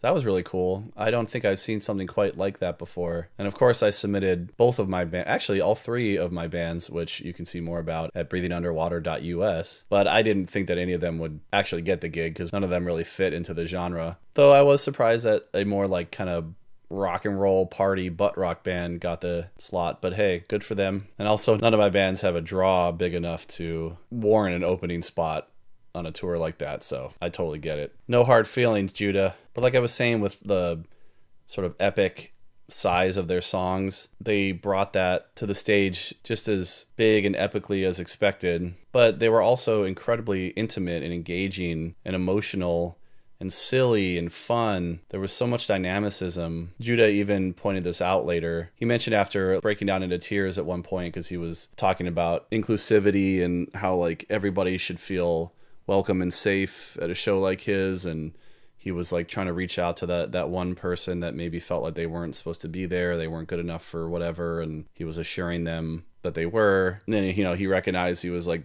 whoa, I really just brought down the mood, but hey, isn't that what a good show's supposed to be? It's like runs the spectrum of emotions and everything. He was just such an engaging front man, because he would like dance and he would spin around and he'd do this little like trot dance. For some reason he kept putting his sweater over his face, and then later he just threw his sweater off, and I was surprised how ripped he was, especially for an indie rocker. Not that that should be mutually exclusive, but you know, didn't see that coming. There were 5 total members of the band, and all of them except for the drummer were multi-instrumentalists. So the one guy played the banjo, the mandolin, and I don't know what it's called. It's like a little mini guitar. And Judah mostly played the guitar and sang, but he also played the mando sometimes. The bassist would switch back and forth between bass and guitar, and their keyboardist played guitar and bass. So it was kind of cool. They were just like flipping around instruments. There was one song where they did a 4-part a cappella harmony. So obviously they were all really talented, but they also showed themselves to be good dancers, because at one point they did a little choreographed dance to Lil Jon's song. I really liked how Judah would just shout, "You!" when he wanted us to sing, you know, as opposed to a lot of singers will just like hold out the mic, or, you know, like, "Let me hear you" or something. He would just come up on a part of the song that he wanted us to sing, and he would just like point at us and say, "You!" There were also a couple sing-along songs that he had us practice beforehand. So they would go through like the chorus, get us ready. And apparently one of them, their newer song called Happy Life, they were recording that for like an official live recording release. So that's cool. I don't think I've been part of many of those. And then I totally didn't see this coming. They did a cover of Lit's My Own Worst Enemy, and a couple members of the opening band came up and joined them. And I was never a big Lit fan, but you know, that was a song that was huge during my childhood, so there's nostalgia there, and they pulled it off immaculately. But also it made me wonder if they did that particular song throughout the tour, or if they communicated and worked with the openers that, you know, were chosen for each city to do like a song that they could all do together. Just because it seemed to me that, I mean, I don't know what music the band members are really into, but just based on the kind of music that the Barons played, a Lit song seemed like something that they would choose, not Judah. But then again, Judah did that Lil Jon dance, so who knows? So they played a good variety of stuff from all their records, and a lot of it sounded like perfectly, you know, right off the recording, but it was cool that they added a lot of extra things and spiced things up here and there for the live set. So it wasn't just like, you know, watching the record live, which I really appreciate. At one point, Judah and the mandolin player started doing this kind of bluegrass breakdown, and they got the whole crowd to do a collective foot stomp in unison. Yeehaw! That was fun. At another point, Judah jumped down from the stage to sing a song in the crowd. And before the last song, he took a while to get us to shush so that the band could give a round of applause to show their appreciation to us. I don't think I'd quite seen that before either. The last song was their sports song, and when he announced it, he got like such a huge reaction from somebody in the front that he invited her up on stage to sing it. Turned out her name was Abby, and you know, everybody was chanting for Abby because she totally killed it. She was like freaking out, dancing, twirling around. She knew all the words and the timing of it. It was almost like they had it planned, and you know, who maybe they did, but I'd like to think that they didn't. This girl went around and like kind of played the air instrument next to each member at one point in the song. And then after that, Judah just shirtless jumped down onto the floor, and as people were filing out, he was just like shaking hands and hugging and high-fiving as many people in the audience that he could, including us and our kids, which was quite an honor. And of course they were playing a Lil Jon Lizzo song while this was going on. But I've never seen something quite like that before. I've seen people up on stage spend a long time just, you know, saying thank you and throwing picks and sticks and waving and bowing and all that kind of stuff, but I don't think I've ever seen anybody actually just like come down and mingle with the crowd. That really spoke to how much this all meant to him. And of course, you know, it made the whole live experience of him that much stronger and more memorable. So that was an absolutely awesome show, and I can't wait to see them again. I am definitely, you know, when you have kind of like a short list of when this such and such band comes around that you're definitely going to go no matter what, they are on that short list.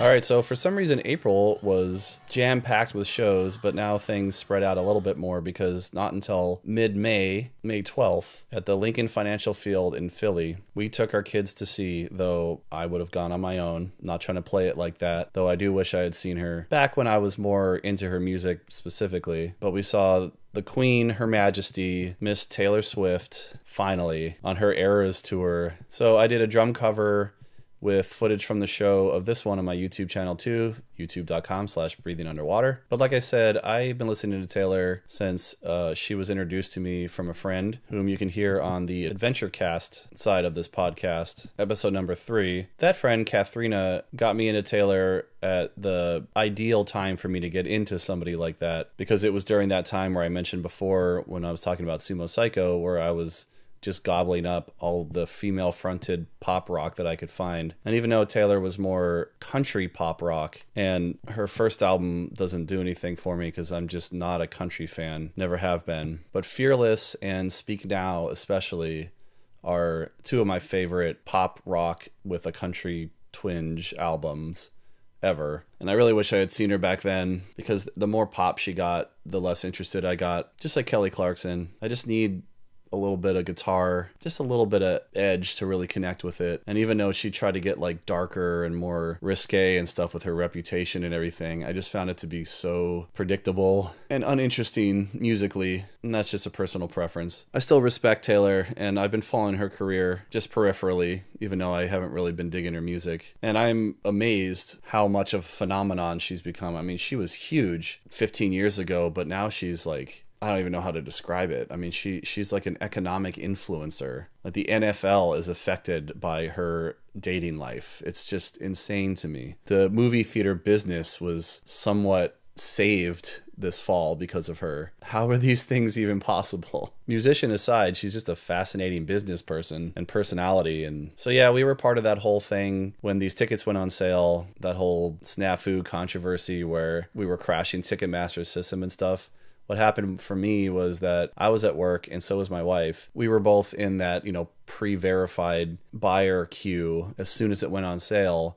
And then, it was like hours of waiting in the queue. We both got kicked out at some point, and we both got back in, but I never got to the point where I could actually purchase tickets. But somehow my wife did, even though, and you can see in the video on my YouTube channel how bad our seats were, because they were like kind of way up in the nosebleeds, but also off to the side of the stage, so you couldn't even see the stage. We could only see things when she would walk out onto the runway area. But even so, the tickets were expensive and almost impossible to get. So it's a miracle that we got them at all, because we knew other people that had been in the same situation that didn't get through the queue at all. But of course, it was a huge deal for our 15-year-old. Just getting to go there and be in the presence of TS was worth it. And it was cool for me because I haven't been back to Philly for a really long time. I think it's been like a decade, literally. And that's where I went to college. Also, this was my first stadium show, I think, since the RFK Stadium, as it was once called. I don't know, is it still called that? Is it even there anymore? I don't know. But the HF Festival 2001 in DC was the last time I went to a stadium, I think. Pretty sure. And you can hear way more about that experience on episode 22 of this podcast. So the opener was Gail, and I, of course, had heard her ABCDFU song, and I thought it was kind of stupid. So I didn't really have any expectations for her. And I gotta say, live, she blew me away. Honestly, she was like really, really good. I had no idea that she was like an intentional like rock and roller. I thought it was more that like Olivia Rodrigo or MGK kind of, I'm gonna toy with rock on this like one song here and there or whatever kind of thing, where it wasn't like a this is who I am, this is what I do kind of thing. It was more just like this sells right now. I don't know. But she had a full band. She played guitar, and from what I could tell, it was just a drummer and a bassist. So she wasn't like a pop singer masquerading, as a rock band or something, which is fine, by the way. I'm not judging any of that. It's just, I'm just saying what my expectations were versus what reality was. And she had a good big sound, and she covered Alanis's You Ought to Know, so there's some street cred there. And she seemed genuinely grateful for being on this tour and having this kind of exposure. And not only that, but she mentioned her gratitude for, she seemed very aware of the fact that she was seen as kind of like a one-hit wonder. She said she knew that what ABCDEFU did for her career, and she was grateful to have any of that. So I am definitely a fan now, and I'll make a point to see her live again if I can. I'd love to see her not as an opening act, to see more what she brings to the table, because she only played a few songs. And I have gone back and, you know, listened to her recordings, and they're okay, but they are definitely overproduced in my opinion. Like, I don't think they really capture what she's good at, which is, from what I saw live, was a much more like stripped down and raw and real approach. But I get it, you know, that's the world of pop. Though I haven't heard her mentioned in any kind of like, you know, major music circles or anything since her one big hit. So what I'm hoping for her is that that song got her enough exposure for people to at least get her like a stable following, and that she'll be able to carve out her own career aside from having to just be like a pop star that's always, you know, getting top 40 singles or something, because that seems to be like the gold standard, but it's not necessary to have a consistent career. The next opener was Phoebe Bridgers, and this was a interesting case of expectation versus reality, because her like opening graphic that came on the big screens was like a death metal logo, and they had Disturbed playing over it, and she came out with a BC Rich guitar, and the band, including the horn player, were in like skeleton outfits. So it had this like metal aesthetic, which I was like, okay, this is interesting. Not that I expected to play metal, but to like be edgy in some way. But the music was as like indie and slow and bland as the singer-songwriter kind of stuff, which is fine. Like, and I love some singer-songwriters, but I don't know, after the energy and the rawness that Gail brought to the stage, and then knowing the, you know, the huge pop show we were about to see with Taylor, I just was like, what is this? Why? And I'd heard a couple of her songs before, and I thought maybe those were just, you know, some of her more like radio friendly hits or something, and maybe she had other stuff, but wasn't there. I wasn't impressed, and I'm not really sure what the whole aesthetic was supposed to be saying. But maybe she is a metal fan and she just wanted people to know, but she doesn't like to play that kind of music. I respect that, but just wasn't for me. Though I've heard that she is friends with Taylor, so, you know, makes sense that they would play together. All right, before I get into Taylor, there's a thing I want to touch on, because it wasn't the only time this summer that I saw this, but it was the first time that I've seen something like this. I guess because it's the first time I've been to a big pop show like this, was the disproportionate gender inequality, where it was, you know, obviously like largely attended by women. And it just didn't occur to me beforehand, being a, you know, biased male that I am, that would cause issues for accessibility to the bathroom. So like the whole time from the moment we got there till after we left, there were just lines out the doors of all the bathrooms for the girls. And then the guys' bathrooms were like completely empty. And this is a stadium, you know, there's multi-levels, there's like dozens of bathrooms. So, you know, like when I went into the guys' bathroom, there were girls in there. And at first, like, you know, I locked eyes with a couple other guys, and we were all like, this is weird, you know. And then almost immediately I was like, well, who cares? They paid all this money to be at this show, and they're going to have to miss some of it if they, you know, need to meet their needs, and they're gonna have to stand in line forever. What if it's an emergency? But even though there were obviously some discomfort and grumblings from some of the guys that were in the bathroom at the same time as girls, you know, rushing in and out of the stalls, I give them props for, you know, taking matters into their own hands and not just following societal's norms just because, you know, it would be frowned upon, because they weren't hurting anybody. It wasn't upsetting any status quo. Everybody was just doing what they needed to do. But again, I'm bringing this up because I don't know what it was, but I saw this issue come up again more this summer, so we'll get back to that in a little bit. But for now, let's get to the main course, Taylor Swift. So I don't know if I ever knew that she was from Pennsylvania, so I guess Philly is like considered her hometown show, so that definitely added some extra vibe to it, because she kept bringing it up and talking about, you know, seeing shows in the city, and people were super stoked on that. But like I said, this is my first stadium pop show, and I knew it was going to be big. I knew it was going to be grandiose. I knew it was going to be an experience, but I did not know how big and how overwhelming it was going to be. I've never seen anything like this before. When we walked in the gates, they gave us these wristbands, and I thought it was just, you know, to show that we were checked in or whatever, but no, they had these LED lights in them that would play or flash in unison, different colors and different rhythms for all the songs. So though there were times where we would, you know, shine our phone lights and stuff, we didn't really need to because the wristbands did it for us. It was like this crazy, enormous rave, which I'd never been to a rave, though I probably should have back in the 90s, but it's what I imagine the whole glow stick culture kind of was like. That added this like unification, you know, we were all like there for the same reason and part of the same experience, and it just really kind of brought it all together, and it was just something to behold, seeing a stadium of what, like 70,000 people or something like that, where the whole place was like pulsating with light that wasn't just coming from the stage, but it was coming from us. It was pretty cool. But everything was like that. Everything was larger than life. All the stage setups, the costumes, which they changed constantly. The amount of work that had to go into that is mind-blowing. I can't imagine. For the length of the show and the length of the tour and all the stuff that they had going on was absolutely mind-blowing. Costume-wise, they had everything from like these giant peacock, I don't know, like outfits to they had ballroom dancers in choreography.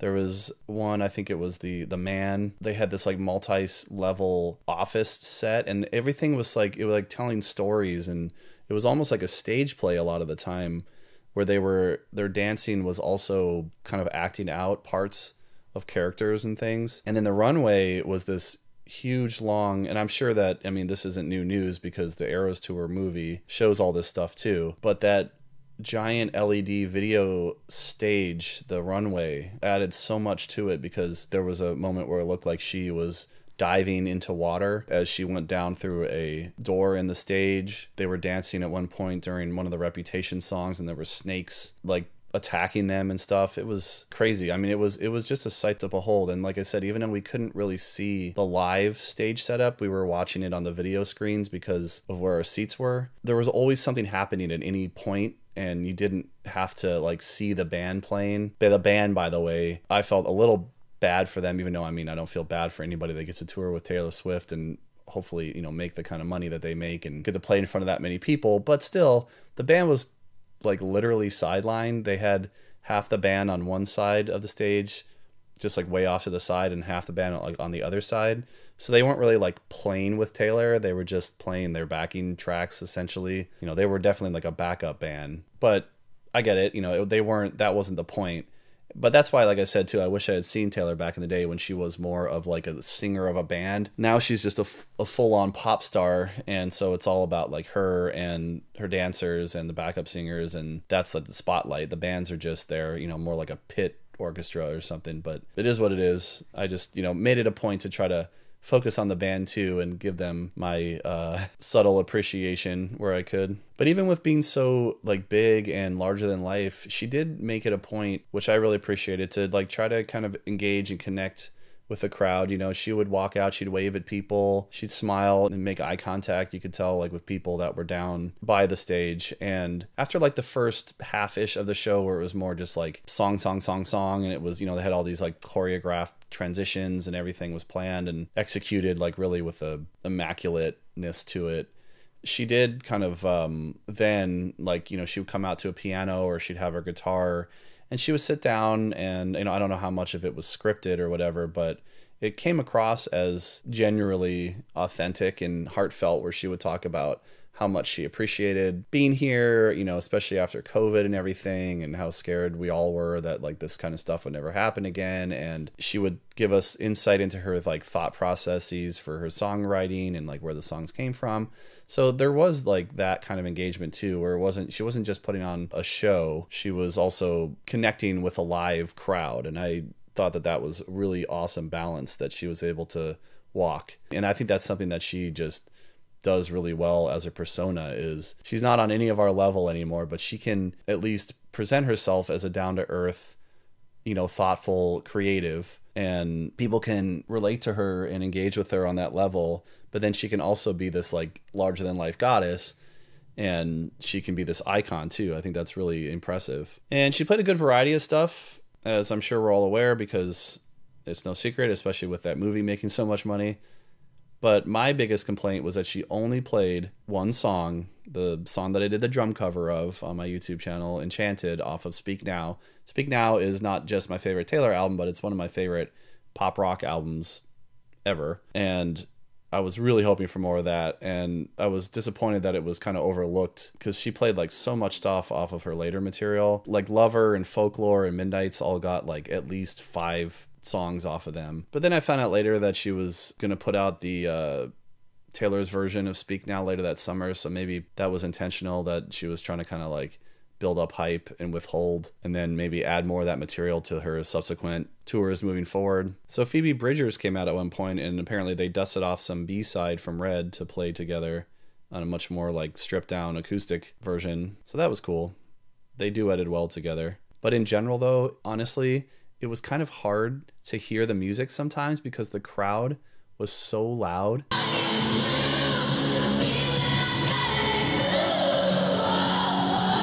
Not just with the reactions of like, you know, shrieking and Beatles level, like I thought people were going to faint and stuff.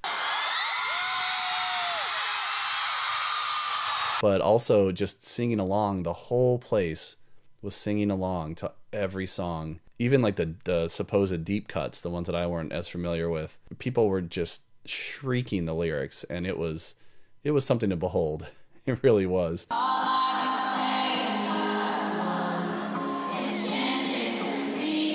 Not only that, but the length of the show. This was the longest headliner I've ever seen. And I knew, because my daughter really likes to know the set lists going into a show if possible. And this one was almost to a T, except for like where she had done a couple surprise songs or, you know, unannounced songs on each show of the Eras tour. But she played more than 40 songs, and it was more than a 3-hour set.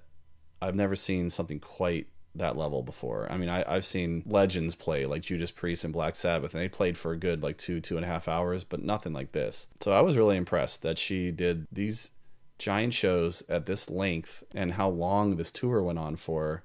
I give her credit, you know, even though she obviously has a very privileged life now. I can't decry the fact that that's a lot of hard work, and she has earned it, in my estimation at least. But what really struck me though, and made it all that much more like engaging and relatable, was at the end, she not only just spoke her appreciation for her backup singers, her dancers, the musicians and everything, and the crew that made the show possible, but she had them do like a curtain call where everybody got to come out and take a bow. It was almost like, again, it was like a theater production where their names came up on screens, and then they would come out as groups, as like dancers and musicians and stuff, and take bows. It was like credits of a movie even, because they had their headshots and things as they would come out and bow. So that was an absolutely phenomenal show.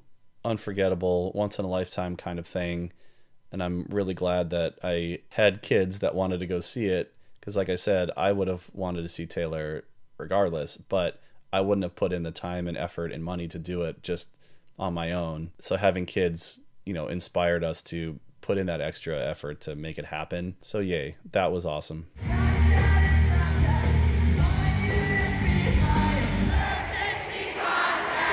So I mentioned earlier that I got into some of the emo and indie adjacent stuff in college. My entry point to that was actually, I don't know if I mentioned this before on here, but it was Stay Together for the Kids by Blink-182. When I first heard that on the radio, I was like a freshman in college, and I didn't actually realize that it was Blink because I hadn't heard a lot of Blink at that point, because before that point in high school, Blink was to metalheads like me and my friends the punching bag, the scapegoat of everything wrong with rock music, blah, blah, blah. But because of more tender stuff through the Deftones and their contemporaries far, and having followed Jonah Matronga's career, but also being exposed to and having gone to some shows for bands like Weezer and Get Up Kids on that more current wave of emo that was evolving at that time, early 2000s, primed me for more of that like indie emo vulnerable. So when I heard Stay Together for the Kids, I was like, oh man, this is like perfect emo. And when I looked it up, it was Blink, and I was like, well, I guess I like Blink now. So I got Take Off Your Pants and Jacket, fell in love with that album, and then retroactively went back and got into their earlier stuff, and then stayed with them afterwards. So later in college for me, which was the mid-2000s, of course, was when bands like The Used and MCR were blowing up, and I really resisted MCR for some reason at first, but I eventually allowed myself to get into them. And then, of course, like almost like a sister band to them with the Used. I never liked the Used as much. I didn't follow them as closely or pay as much attention, but my brother really liked them, and he got me one of their albums. And they're one of those bands that like I won't seek out usually off the top of my head, but if they're on, I'm not going to turn them off. And then much later down the road, it turned out that my wife is a big Used fan. And so on June 6th, back at our local amphitheater, the Virginia Credit Union Live here in Richmond, they were touring with Pierce the Veil. Now, Pierce the Veil, I totally missed out on that. I had no idea that they'd been around as long as they had and that they had a couple resurgences over the years. I don't think I had ever heard them before until I heard their name mentioned on like some of the music YouTube stuff that I've been watching more recently. So I don't know what happened there, but I think I would have liked them had I heard them back when I was getting into stuff like MCR. But having only been exposed to them more recently with their more recent output, which was a bit of a change or evolution of style for them based on their more like screamo metalcore beginnings, I actually found myself more drawn to their later stuff, their more recent stuff, which is a little bit tighter songs with a little bit more pop sensibility, but still had that thickness and aggression that I like about alt metal, whatever you want to call it. So I was excited to see both of these bands. And when we got there, I was not surprised at all to see a lot of people of more my generation, like parents with younger kids. But I was surprised to see that it was mostly or largely a predominantly maybe college age crowd, which showed me that this edgy alt scene is still alive and well, even with younger audiences, which I'm just really surprised about because I know that things like the When We Were Young festival are targeted specifically at like my generation, the millennial nostalgia generation. And for two heavier bands, at least compared to a lot of the stuff that I've seen at the Virginia Credit Union Live, which you can go hear much more about on previous concert roundup episodes of this podcast, I was really surprised to see such a big turnout. I didn't know that Pierce the Veil or the Used were this relevant and popular currently. And another thing that stood out to me before the show actually got started was that, I don't know about you, but I'm used to going to shows and being really confused a lot of times with like the house music that's being played before or in between bands that seems to have nothing to do with the type of music that the crowd is there to actually see. Sometimes it's like funny, you know, it'll be like hardcore rap at a metalcore show or something. But a lot of times I'm just really confused about whoever put the playlist together to play over the PA and their inability to read the room. But this one really stood out to me because they played a whole bunch of nostalgia like sing-alongs that people really enjoyed, including me. They played like System of a Down and Paramore and Green Day.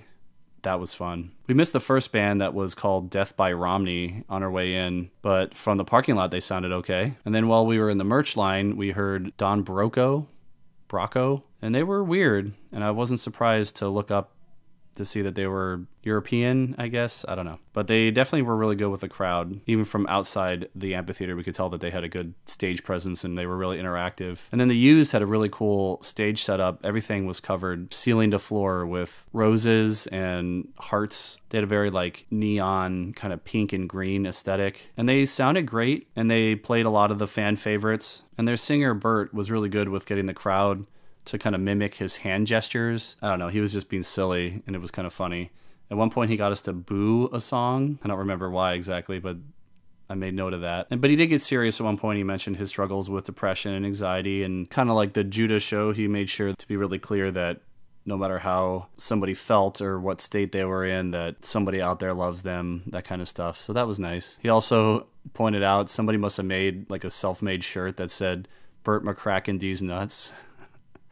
Yeah. And I got to give props for the Wall of Death that I don't remember if it was the crowd on their own or the band that encouraged them to do it, but I haven't seen one of those in a while. And at one point, the Don Brocco singer came out and guested on a song. And the Used was really good, but I was surprised, not super disappointed because my expectations weren't really high, but just based on the intensity of their music, they were a little low energy for what I was expecting. Like the guitar and bass player were rocking out pretty hard, but Bert especially was just kind of standing there. He'd walk around a little bit, but I don't know. I just was expecting a little bit more physicality, but you know, they're probably my age, so I'd probably be taking it easy too. So Pierce the Veil headlined, and they were definitely higher energy than the Used. Even the singer who played the guitar too was really rocking.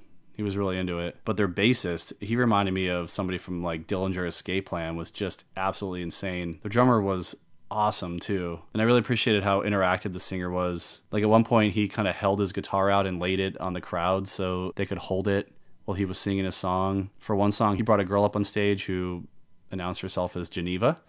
Don't hear that name very much. And she got to sit on a stool so that he could like serenade her. And then afterwards he like presented her with a guitar. It's really, really cool. I've never seen something quite like that either. And the crowd really was into that. They really appreciated it. So yeah, they were great. I would definitely like to see them again, but I think I'd like to see them more in a club. I think both of these bands would have done better in a club. And I've said that many times, especially about heavier stuff like Deftones, for instance, when I saw them on the Family Values tour in like 2006 or 7 or something. They're just too intimate to play outdoor amphitheaters. Those just sometimes aren't the best venues for the quality of music. I know sometimes they're better to accommodate like sizes of crowds, but not my preference, never have been.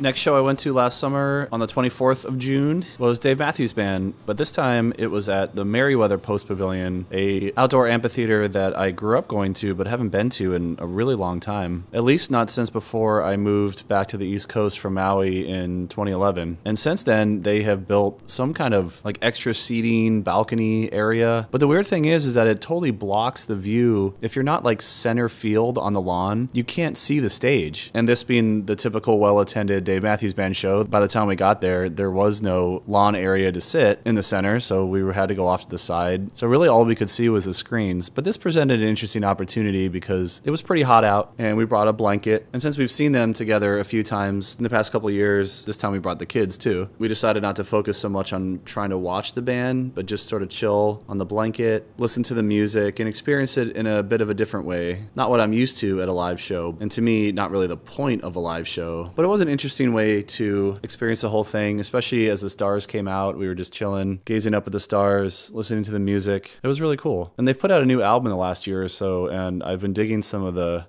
more rock-oriented material they've had on there, and it sounded really great live.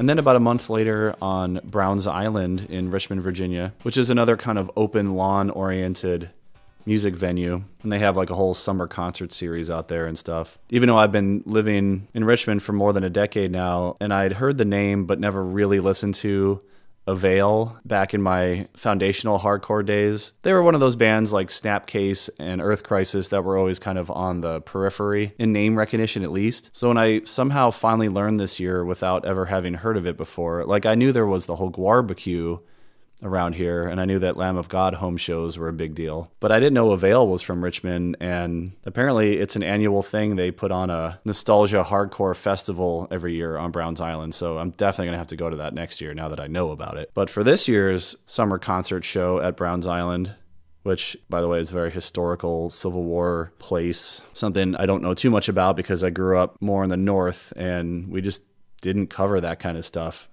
which apparently is a focal point of the curriculum down here, but not where I grew up. So we saw Young the Giant on July 18th. And ironically, this turned out to be another Blanket Under the Stars show because there's no incline to the field. It's just a big open field. And the stage is pretty low, so when everybody's standing up in the front, it's really hard to see the band. And again, we didn't get there super early, so it was pretty packed up front. We were kind of in the middle off to the side. So we just threw down our blanket again, watched the stars start to come out, and more just took in the music and just being there with everybody else experiencing it, but not really watching the music happen. I would have really liked to see them because Young the Giant is a band that I've heard about, and I've heard some of their lead singles over the years, just having listened to pop and corporate-owned rock radio in the area before I had Sirius XM, of course. And I never minded what I heard. So when my wife and I decided that we were going to go to this show, I started listening to them more, and I was pretty impressed. Like, they have a really interesting range of sounds and kind of subgenres that they explore. But they also have a pretty good core sound and emotionality to them where I don't feel like they're ever going off into the spacey, shoulder shruggy kind of indie rock or indie rock pop stuff that a lot of their brethren, I think, are. That just doesn't really do much for me. And they integrate a lot of interesting sounds, and I knew that they had some really talented musicians in the band, so I was hoping to watch them more, but alas, another time. The show was opened up by a name that I'm just still really struggling to get over called Milky Chance. Anything with Milky in the title is just weird. We did come in late during their set, but we did get to see them. They were very dancey. People really liked them, but it's really not my kind of thing. And somehow Young the Giant, they rocked a little bit more, but they were also more dancier than the more synthesized dance music. They just had a really good groove and rhythm. And I know I'm like out of touch and out of date, but I've just rarely, if ever, been more impressed with synthesized or pre-recorded or DJ style kind of instrumentation as opposed to just live instruments. Now, seeing bands like Reggie and the Full Effect and lots of other bands that supplement with synth, that's another story. But it was interesting to me seeing these two groups in a similar, alt genre, but one of them just kind of sounding just thin, just like they were trying, but they were missing something, and the other one just sounded so full, and it was because the other one just had full instrumentation. Live musicians. Go figure.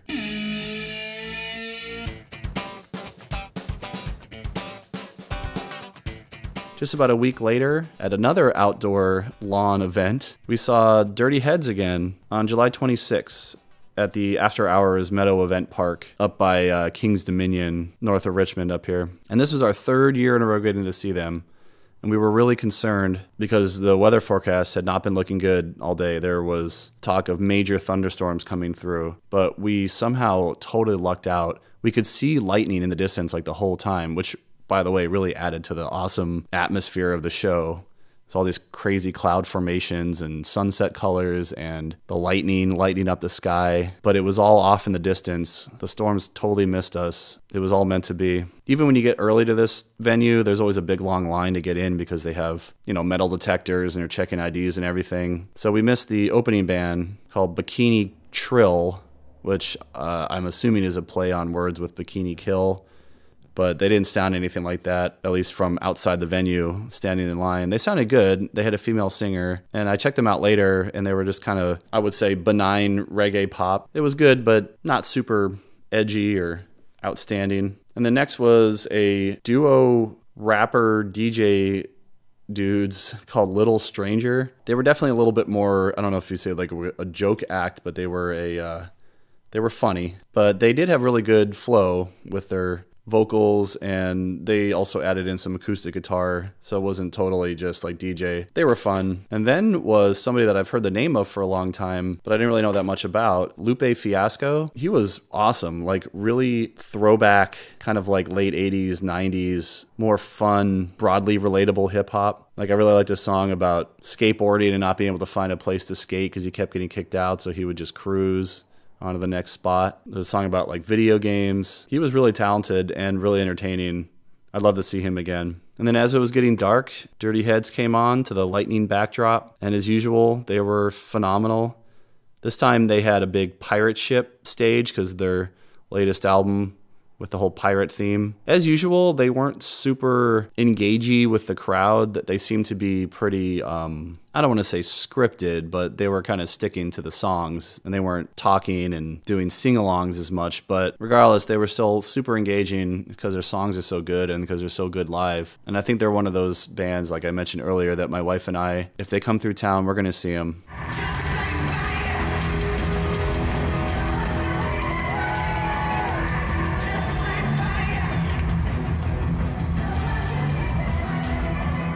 Early the next month, August 7th, at the National Stadium in Washington, D.C., similar to Taylor Swift, we took the daughter to go see Pink. But again, this is somebody that I totally would have seen on my own because I wouldn't say before this I was a huge Pink fan, but I definitely had at least peripherally followed her career. She was big when I was in high school, or at least hitting the scene, and she always had that kind of like punk rock biker girl edge to her. She wasn't as like clean and cliche pretty as a lot of her contemporaries, but she was as much or more talented. And I also had a soft spot for her because a band that I was briefly in right after college that I've talked about before on my various content, we used to cover one of her songs, which you can see my drum cover video of on my YouTube channel, youtube.com/breathingunderwater. And there is a bunch of footage from the concert too. So go check that out if you have the chance. But in the meantime, this was another venue I'd never been to. I've mentioned before, but I haven't been to any stadium shows since like high school when I went to a couple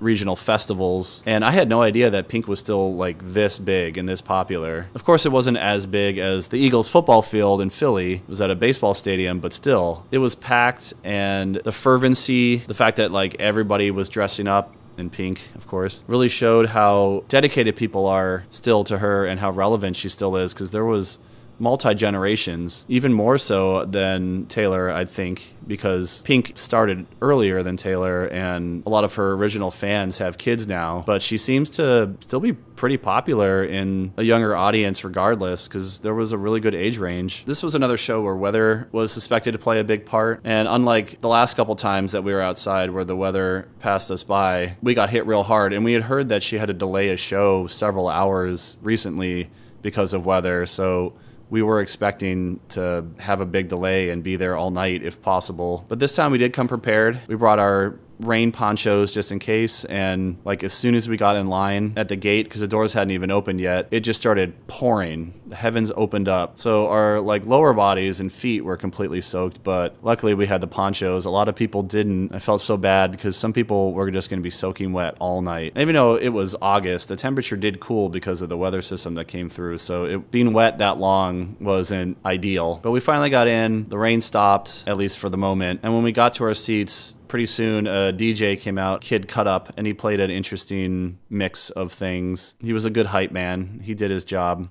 But the real opener was the mighty, legendary Pat Benatar. I don't know her like deep cuts and catalog too well, but you know, I'm familiar with her, and a lot of the songs she's played I didn't realize were her songs. They're just, you know, iconic, legendary songs from the 70s, 80s, 90s. I found out that she's 70 years old and she totally killed it. She did play a pretty short set, which I don't blame her. I also found out, didn't know this either, that she'd been married to her guitar player for like 40 years, so that's adorable. But yeah, she totally rocked, and I thought that was really cool of Pink to bring somebody like that on tour. Really like kind of legitimized this like more pop star who's dabbled with rock, but to have Pat Benatar on your tour shows that Pink has more intentionally a broader reach than I think some of her just pop and only pop contemporaries tend to. That's another reason that even though like I'm not in love with all of her music, I really respect her as an artist. So she did this really funny Max Headroom intro on the screens where she was like an animated characterization of Max Headroom,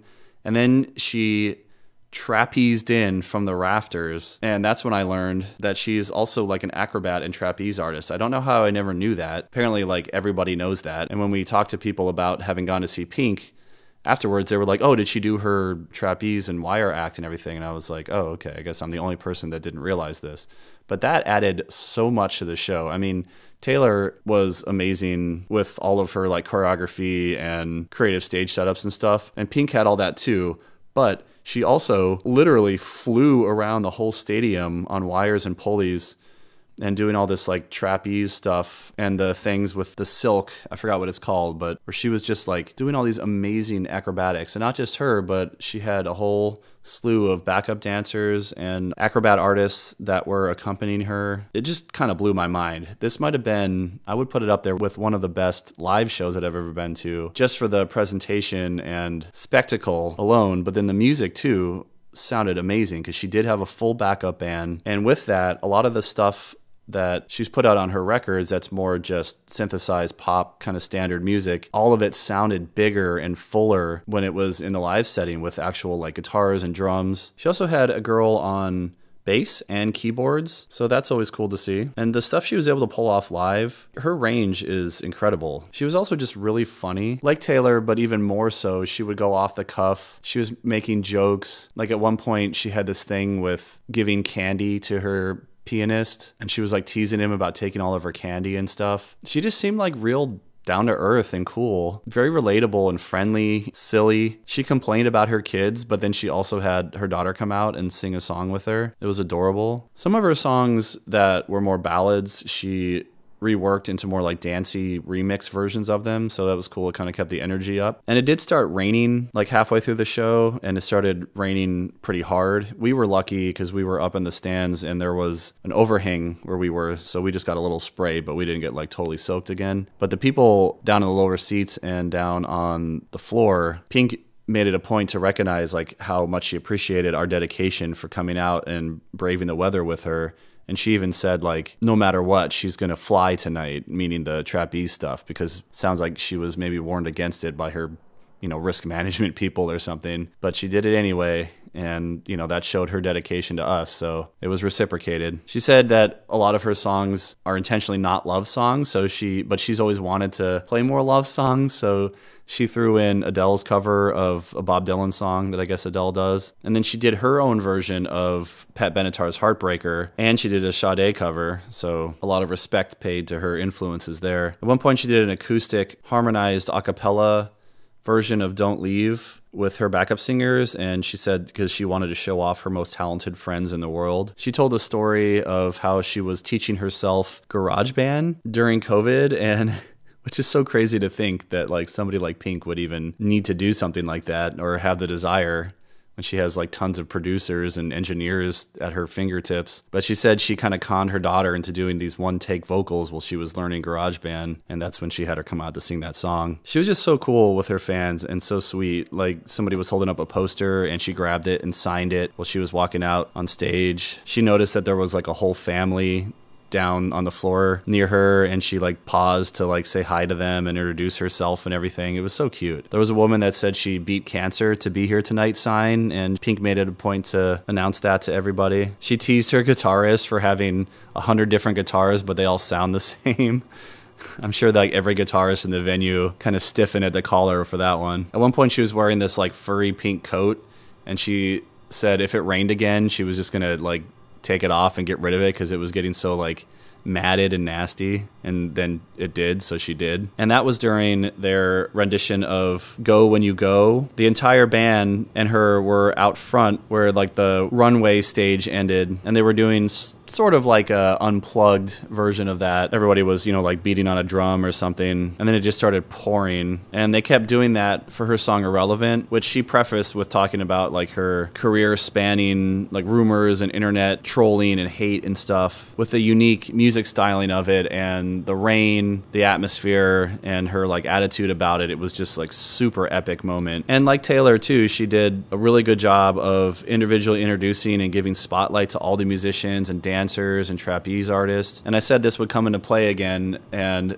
I wasn't surprised this time to see the disproportionate amount of girls to boys and how that affected the bathroom situation, where the whole time the girls' bathroom lines were out the door on all the bathrooms on every level, and the guys were empty. But unlike last time where it was just a couple eyebrows raised, but it was whatever, when I was in the guys' room at the end, there was like an usher security guard guy that was getting really heated with some other guy that allegedly was saying that his pregnant wife wasn't going to stand in line for half an hour, you know, and he was just doing what he needed to do to take care of her and make her comfortable. And the other guy was, you know, all just like, I'm just doing my job, sticking to the rules and stuff. And, you know, I get that, but I'm also like, read the room, man. Like, look around, you know, this is insane. Obviously, this facility was not built for this kind of show, you know, where you're going to have this huge disproportionate gender inequity. So let the market decide how these things go, maybe, you know, and just back off, because it sounded like they were about to get into a fist fight. The guy was so adamant about not letting girls in, and he kept like yelling at them. They try to skirt around him and stuff and get into the bathroom, and I just didn't think it was necessary, but I don't know. What do I know?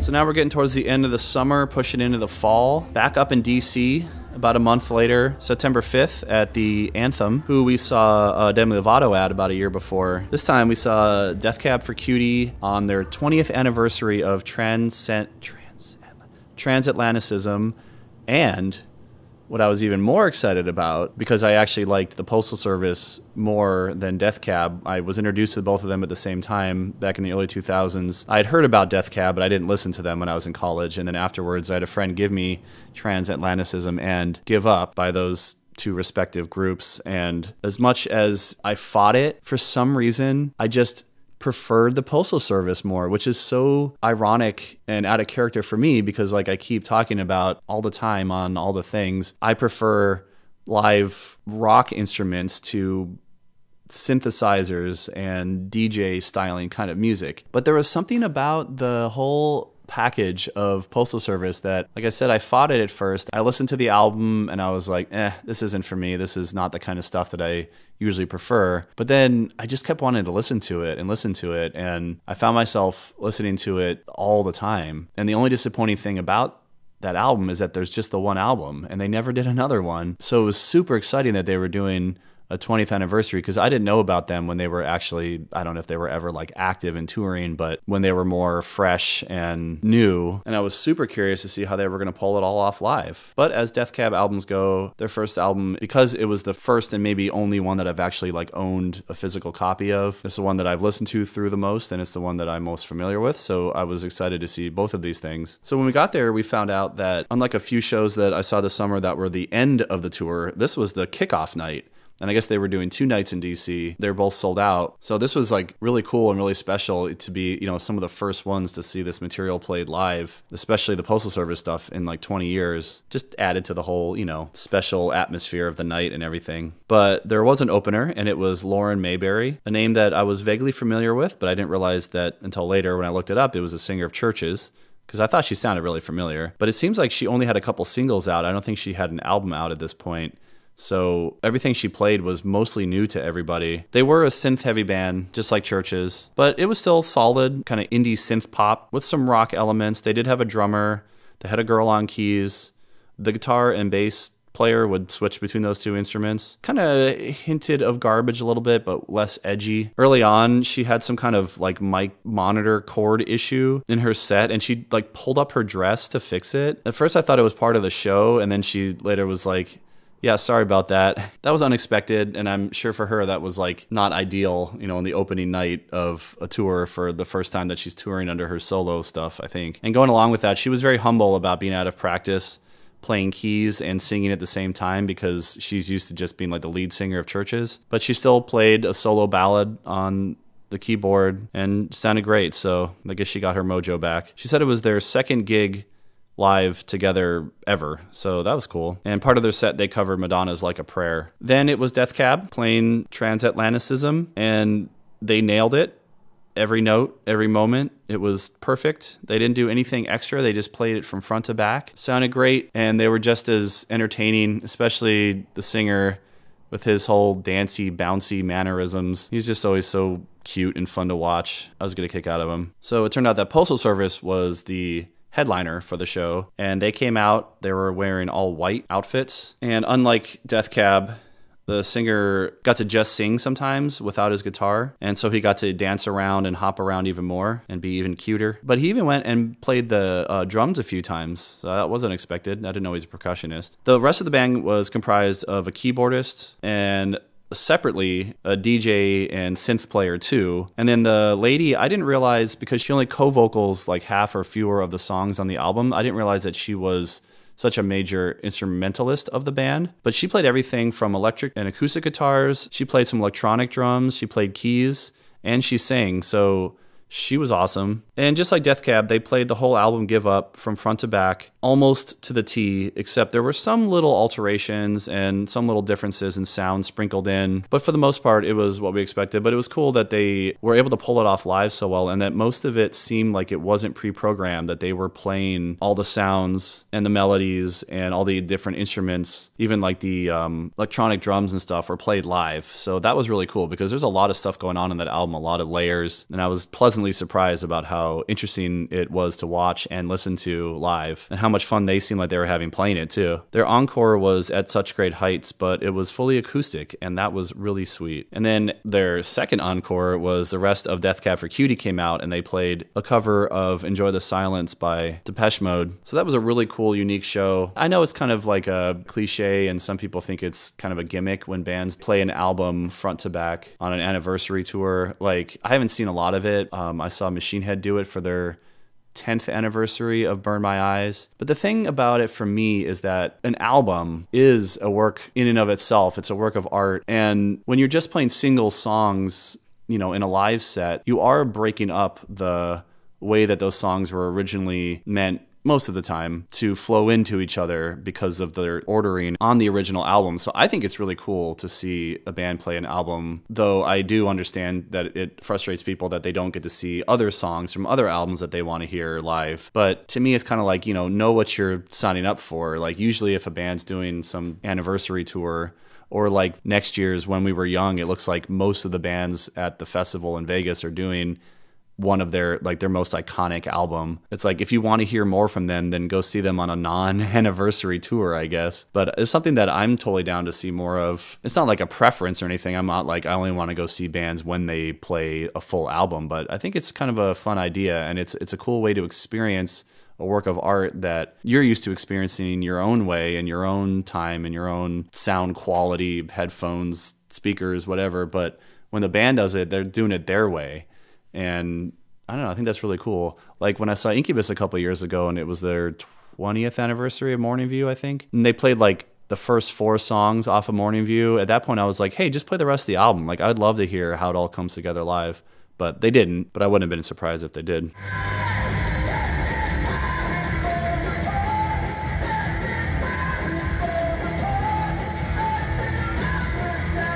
And speaking of nostalgia, just a few days later and just a few miles north of DC, I was in my old stomping grounds in Baltimore, though at a club that I'd never been to. Apparently it had been open since 2012, but I've never heard about it until now. It's called the Baltimore Soundstage, and it's right off the Inner Harbor, right next to Power Plant Live. It was right outside of that. So this was on the 9th of September, and finally, 2 years later, finally got to see Stabbing Westward play a full freaking set. Because if you go back and listen to episode 22, I talk about how I saw them play just a few songs while they were touring off their most unliked and divisive album, which they talked about at this show more. That was back 2001 at the HF Festival in DC. And it was totally not the right kind of environment for a band like Stabbing Westward, even though they were trying to go more for a bigger rock pop sound at that point. Still, playing like Save Yourself and Shame in a stadium during broad daylight just didn't quite fit the Stabbing Westward atmosphere that I think most of us would expect. And again, this is another one. You see a pattern here that if I go to shows of bands from my past or present bands have played a cover of a band and I have a chance to go see them and film some footage of them live, I'm going to do a drum cover, and I do a double header drum cover of 2 different songs that my current band After We Pray, afterwepray.com, P-R-A-E-Y, cover in our live set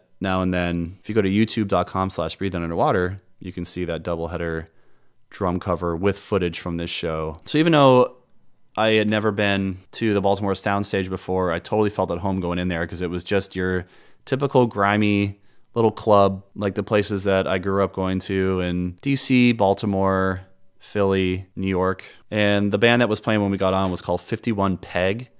They were a local industrial band. I would definitely put them in the butt rock category, but they seemed really nice and gracious for the opportunity. I don't know if it was a Judy and the Lion kind of situation where they were like sought out or voted on or something, or if it was the venue that got them.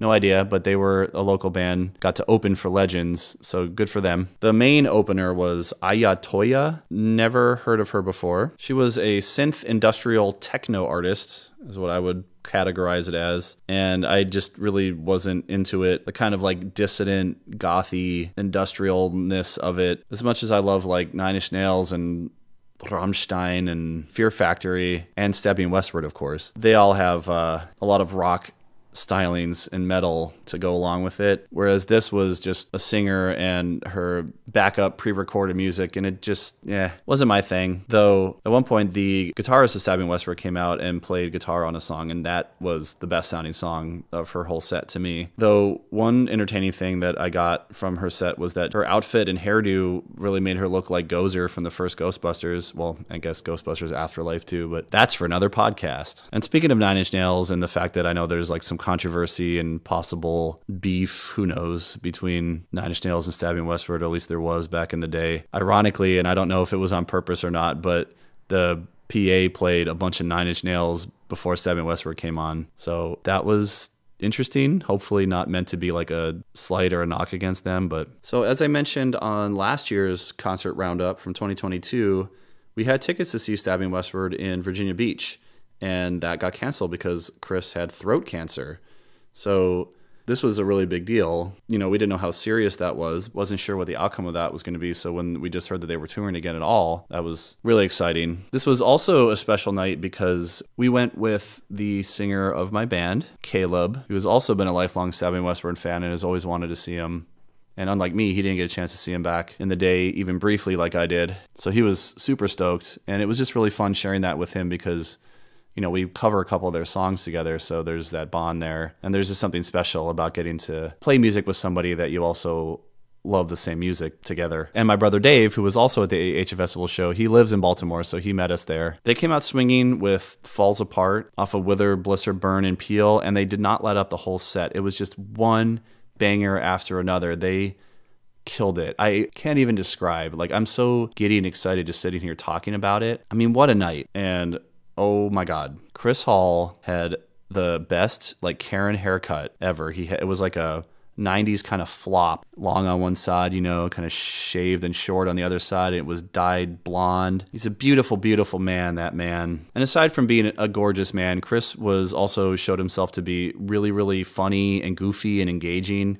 He was obviously having such a great time up there. He was so gracious and appreciative to the crowd for still showing up all these years after being in, you know, not an active band and showing support. And he really paid a lot of attention to like individuals. He wasn't just, you know, hey, Baltimore the whole time. He was like pointing at people, smiling, you know, like giving them props and stuff. He gave his water bottle to somebody in the front. He noticed people that were singing along even to all the new songs, which he really appreciated the dedication to, because he was like, you know, I didn't expect anybody to know words to any of my new songs and stuff. There was a floor tom next to the drum set that was up on a riser. So he would go over there, and during like percussion interludes and stuff, he would play along with drum mallets, and then he would throw them out into the crowd. And he was just really silly and fun. He joked a lot. He kept saying like, thank you, good night, like at the end of a song, and then he would just start playing another song. He called himself out for messing up the words, and sometimes it hurts, and then he let us know that he didn't actually write the words to that one. That's why he was never as familiar with it, I guess. And his vocals sounded absolutely immaculate. He sounded perfect. So I guess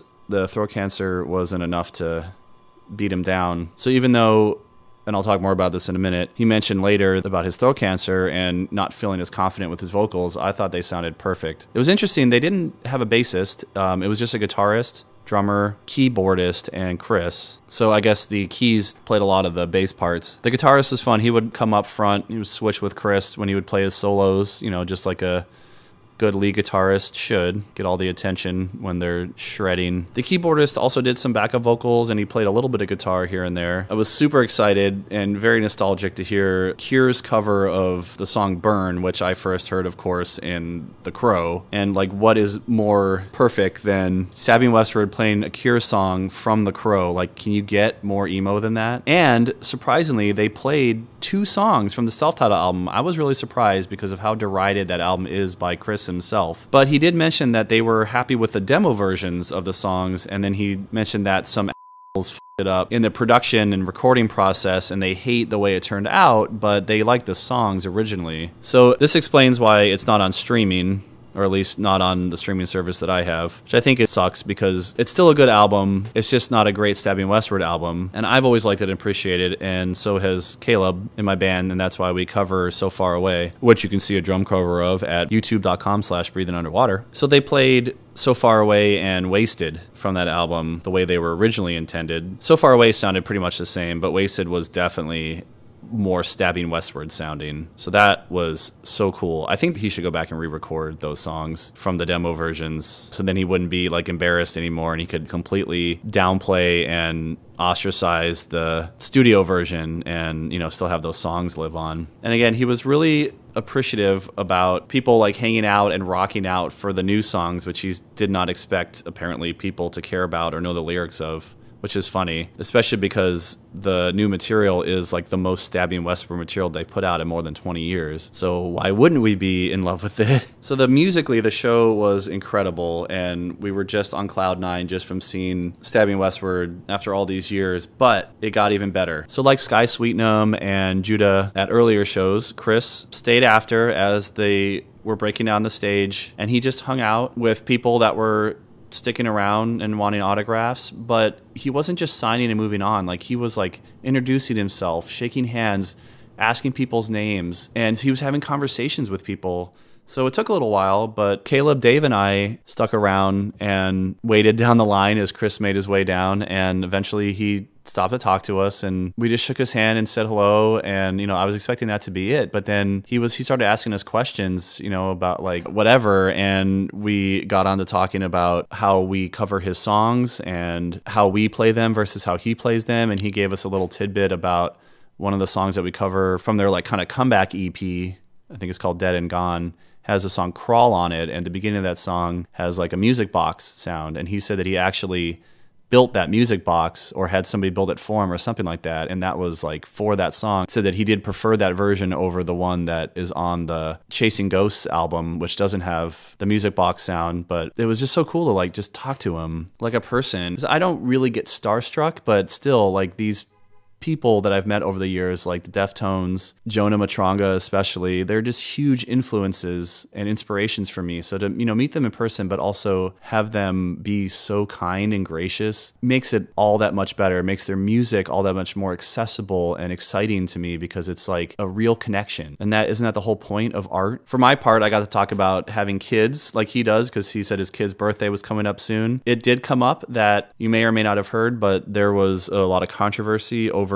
the Blue Ridge Rock Festival that takes place down in Virginia out in the Blue Ridge Mountains. And it's been apparently a total like show since it started, and it has a reputation for being that way and not being good to the bands. And that was happening the next day. Chris was supposed to drive down with the rest of the band and play, he said, I think it was like 5 songs. And Caleb follows really closely this festival because we've always talked about going, but we don't want to waste money and have a crappy experience.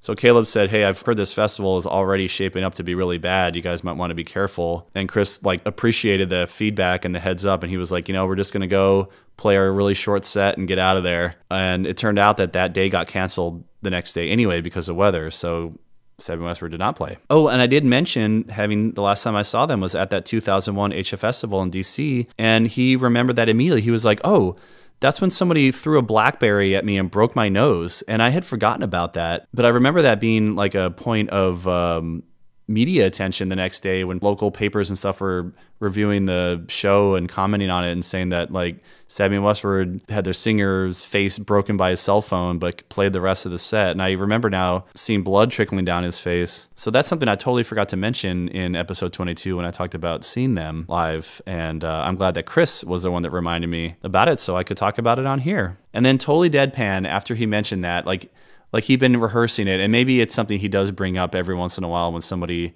brings up that incident, but he said, totally deadpan, he said because he stuck it out for the rest of the show, that Dave Grohl was backstage and gave him a hug and said that he's his hero for sticking it out even with a broken nose. So Chris suggested that he write a song about it. And for a second I was like, wait, really? Oh, hold on. It was a joke. And, you know, because this was 2001, and when did Color in the Shape come out? Like a few years before that. So obviously Chris is a funny guy, and I really appreciated that. So that was an amazing night. It will live on in infamy in our collective memories and experiences forever. And I'm glad to have the opportunity to document it on here. And if you haven't listened to Sabin Westward in a while, go listen to the new album. It's really good.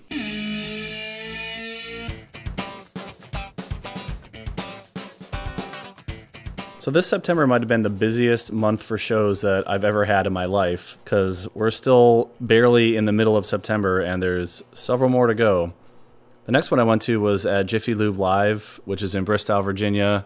It's the amphitheater that I grew up going to as a kid, living in the DC, Baltimore area. It used to be called Nissan back then. So on the 12th of September, my wife and I saw Odesza, and it was fitting that I saw them the same month that I saw Postal Service, because like I was saying about that band and that show too, it's typically not what I'm drawn to, EDM, DJ, techno kind of stuff. But not only is my wife a huge fan, interestingly, I also got some pre-show hype from the gentleman at Sam Ash Music that sold me some modern acoustic drum muting heads and cymbals that you can see more about on my YouTube channel, youtube.com/breathingunderwater. And I noticed as we were going through the transaction that he was wearing an Odesza hat, and I was like, oh, is that the same as the EDM group? And he was like, oh yeah. And I got this at a show, and then he proceeded to tell me about how amazing it was and how he too was a hardcore kid, metalhead, but was totally blown away at the Odesza show and said it was in like, you know, his top 5 shows that he'd ever been to. So my interest was definitely piqued by this. And Jiffy Lube was very well attended that night. Predominantly younger crowd, but not exclusively. There was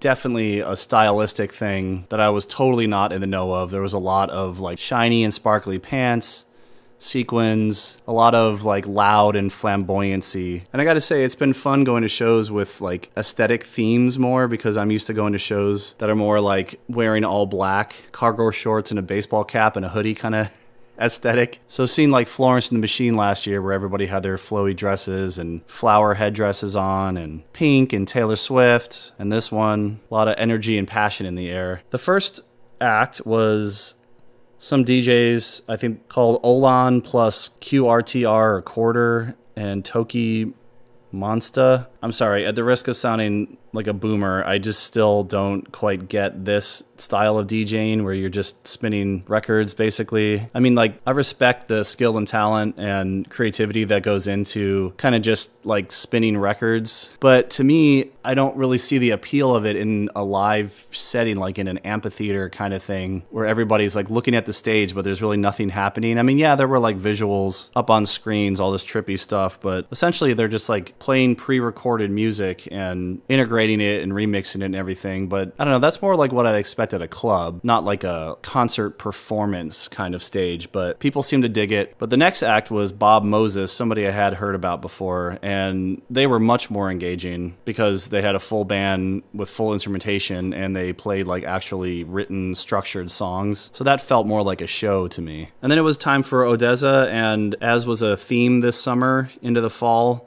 weather delayed the show a little bit. I've never seen this before, but the whole lawn was allowed into the pavilion because of the storms that were coming through, which I thought was great, that they didn't expect everybody to go back to their cars or cancel the show. And it really did kind of enhance this big dance party vibe, because once people were let into the pavilion from the lawn, a lot of them just stayed there even after the lawn opened back up. But right away I could tell that the Odesza thing was going to be different than anything I've ever seen, because they had these 2 huge platforms for the 2 guys that do it, the DJs. And they had some live instruments, some percussion instruments and stuff up on stage, plus all like their synth and DJ stations and everything that were really elaborate. And they had floor to ceiling screens and all these like automated light show contraptions and stuff. There was a lot going on just visually. And it was also cool that a lot of the imagery wasn't just random stream of consciousness imagery, trippy stuff like I have seen in the past and just saw for some of the openers. But there was a lot of narrative-ish kind of stuff going on, these 3D animated, really like high quality, almost like short films, reminded me of the Muse show a few months ago. And then physically, they had pyrotechnics and confetti and all that kind of stuff, so there was like that tangible part to the stage show too. But what really got me engaged was all the extra instrumentation that they had. I've heard it in the songs, but I thought that it was just programmed, but they had a live drum line play in a lot of the stuff, and the drums themselves were, you know, like see-through with LED lights and stuff, and they were just amazingly in sync, choreographed and coordinated. They also had a live brass section, so like trumpets and trombones. All the backup musicians wore masks, which added, you know, like a level of mystique and mystery to the whole thing. Again, a lot like that Muse show at Madison Square last spring. But on top of all that, they also had, which I have heard on their recorded songs, I just wasn't sure how they were going to pull it off, assuming that the vocals that they've had on some of their songs were guest vocals like a lot of DJs do. But they had a guy and a lady, sometimes one or the other or sometimes together, do vocals on a lot of songs. So it really did feel more like a show, like a rock show, than just what I expected an EDM show to be, which was more about the vibing with the music, which was definitely a big part of it. I mean, people were having the time of their lives. Everywhere you looked, people were like dancing vigorously and losing themselves in the whole experience.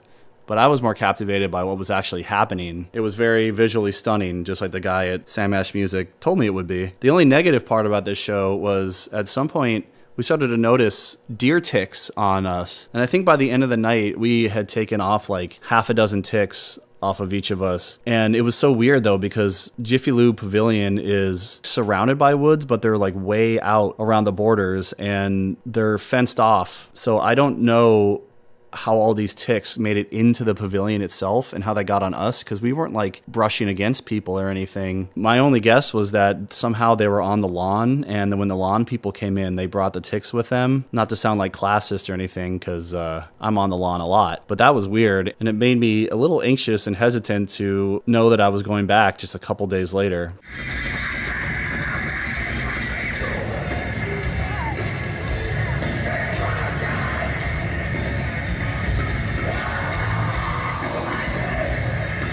On September 15th, back at the Jiffy Lube Pavilion in Bristow, Virginia, after more than 20 years, I finally got to see Pantera. And I've documented this in episode 22 of this podcast, where I talked about seeing Pantera back in the day. But a quick sum up for context here. The first time I saw them was at Ozfest 2000, and Phil was sloppy drunk, and he could barely stand up and barely even remember the lyrics to most of the songs, and it was really disappointing and aggravating. Then I saw them not too much longer later when they were touring for Reinventing the Steel, and it was a much better performance on their side, but I had like super bad indigestion from eating a bunch of Popeyes right before, so I could barely pay attention to the show, and that was really disappointing. You know, the rest is history, what happened to Pantera. But when I heard that they were going to do these celebration shows, like a lot of old school Pantera fans, and like Vinny himself said in an interview sometime before he died, where he was asked about would he ever do a reunion, he said that you couldn't do a reunion, and he didn't like the idea that tours without the original members of bands would call themselves reunion tours. And that was my thought exactly. I was like, well, this is interesting, especially because, you know, it is Phil on vocals and Rex on bass, even before they confirmed that everybody knew that Zakk Wylde was going to be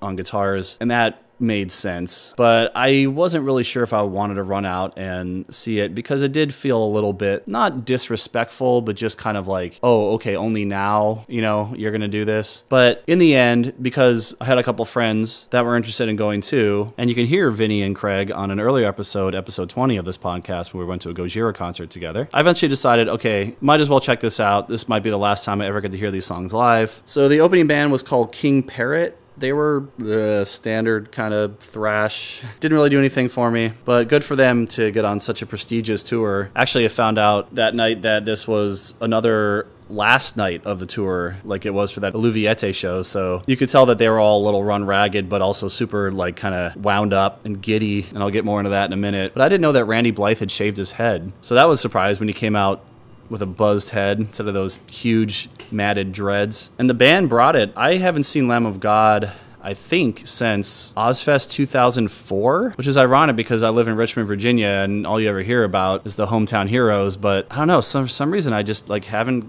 gone to see them. And I'm not the biggest Lamb of God fan. I really, really like Sacrament and Wrath, and I like Ashes of the Wake, but kind of after that I just felt like they've been mostly a one-trick pony, and the stuff they've experimented with is just really not that interesting to me. So like I always respect Lamb of God, and I won't turn them off if they come on like Sirius XM Liquid Metal or something, but I'm not like I need to listen to Lamb of God right now. I was excited to see them though, and they were high energy, even though some of them are looking like they're getting on in years, because they are. But interestingly though, it was the crowd that was really low energy, which I was surprised about. I mean, yeah, there was some moshing down in the pit and stuff, but I was expecting like the whole place to be losing their minds, because I mean, this is Lamb of God and Pantera, both legends. The show seemed like it was sold out, and there were a lot of kids there, which makes sense, you know, that a lot of people my age or older, like Pantera fans from the 90s at least, largely are grown up and have kids now. But I saw people there, and yeah, a lot of them were with their parents and stuff, but these like young metalheads with their Metallica shirts and long hair, and reminded me of me in high school, and it was just comforting to see, but it was also cool but kind of sad to see that they seemed to know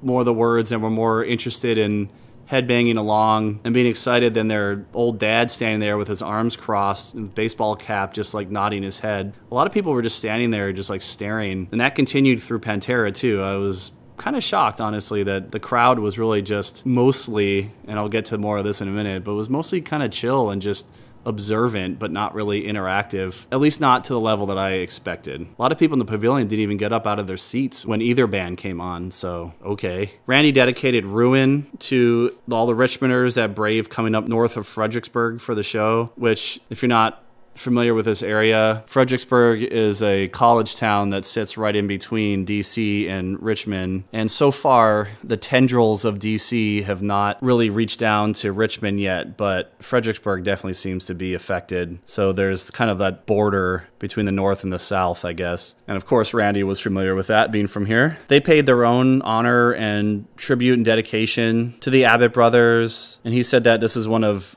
Vinny's favorite Lamb of God songs, so they played Redneck. And they were great. They were solid. They put on a great show. I was really impressed with how agile and limber Randy is after all these years, but I was really glad to have seen them again. In between sets, when we went and got something to eat, I did notice the ironic gender disproportionate bathroom conundrum because, you know, of course, at a metal show, especially like a pre-millennial metal show, that it was mostly dudes, of course, and the guys' bathroom lines all over the place were constantly out the door, whereas the girls' rooms had no line. And then finally, the almighty Pantera came on. Phil came out barefoot. I don't know if that's like a thing he does. I never noticed or heard about that, or if it was just because it was like the last night and who gives a kind of attitude. But he was definitely in a good mood. He was silly and he was making jokes. And going into this, I was really curious to see how much this would be about the Abbott brothers as opposed to how much it was just about like Pantera as a whole. And they really exceeded my expectations with making sure that everybody was really clear that this was about celebrating the life and work of Vinny and Dime. They had the brothers' faces on the kick drums. They were constantly playing footage of them up on the screens. Phil talked about him a lot, and they even played like sort of an interlude. Well, the screen showed a ton of montage footage of the Abbott brothers from all those 90s VHS tour tapes that Pantera were famous for back in the day. And they played a ton of what I mostly expected. The big hits, a couple from Cowboys, but mostly the bulk of the material was from Vulgar Display of Power and Far Beyond Driven, which wasn't unexpected at all. But I was still disappointed that they didn't play more off of my personal favorite, which is Trendkill. Though they did play one of the best songs from the album, Suicide Note Part 2, and they nailed it, and I was really impressed with that. I was also really impressed that Zakk Wylde was pretty restrained. Like, he pretty much just played Dime's parts, and he didn't do too much more of his own indulgence, which, having seen him with Ozzy a couple times, I was really unexcited about the prospect of him doing like a 20-minute diarrhea solo like I've seen him do every other time I've seen him. When they played Walk, the other bands came out, crowded around the mics, and did a big sing-along. That was fun. Phil was obviously well aware of the time that has passed with the band and who the majority of the fans are now. So he made sure to show appreciation for all of us like 90s fans who were parents of newer fans and helping spread the word and keeping Pantera alive. I thought that was sweet. But then he also joked and told the younger fans to pay attention to us old guard to learn the lyrics. And their final closer was surprisingly the only one they played from Reinventing the Steel, which was Yesterday Don't Mean Shit. It's an interesting choice, but it was good to hear something from that, even though I don't think it's anybody's favorite album. And Phil stuck around for a while after, thanking everyone. They took a crew photo. He got everyone to start singing Stairway to Heaven for some reason, but the band seemed truly appreciative of everybody being there. And despite my initial reservations, I'm really glad that I went, and I had an awesome time. It was so much fun hearing those songs again, and seeing Pantera, well, at least 50% of original Pantera, and seeing Phil actually able to sing the songs and put on a good show at the same venue that I saw him do the opposite. More than 20 years too late, but better late than never.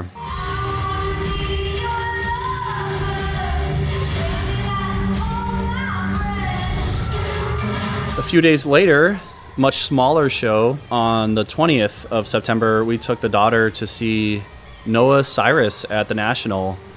I'm going to be perfectly honest, even though I was a huge Hannah Montana and Miley Cyrus fan back in those days that I talked about earlier, where I was getting into female-fronted pop rock. The only family member that I was familiar with that Miley had was her dad, of course. I didn't know she had siblings. I never actually watched the Hannah Montana show. So when I heard Noah Cyrus's name more recently, I was like, oh, I wonder if she's related to Miley. Oh, of course, okay, it's her sister, okay. And her stuff is definitely more folk and country twanged.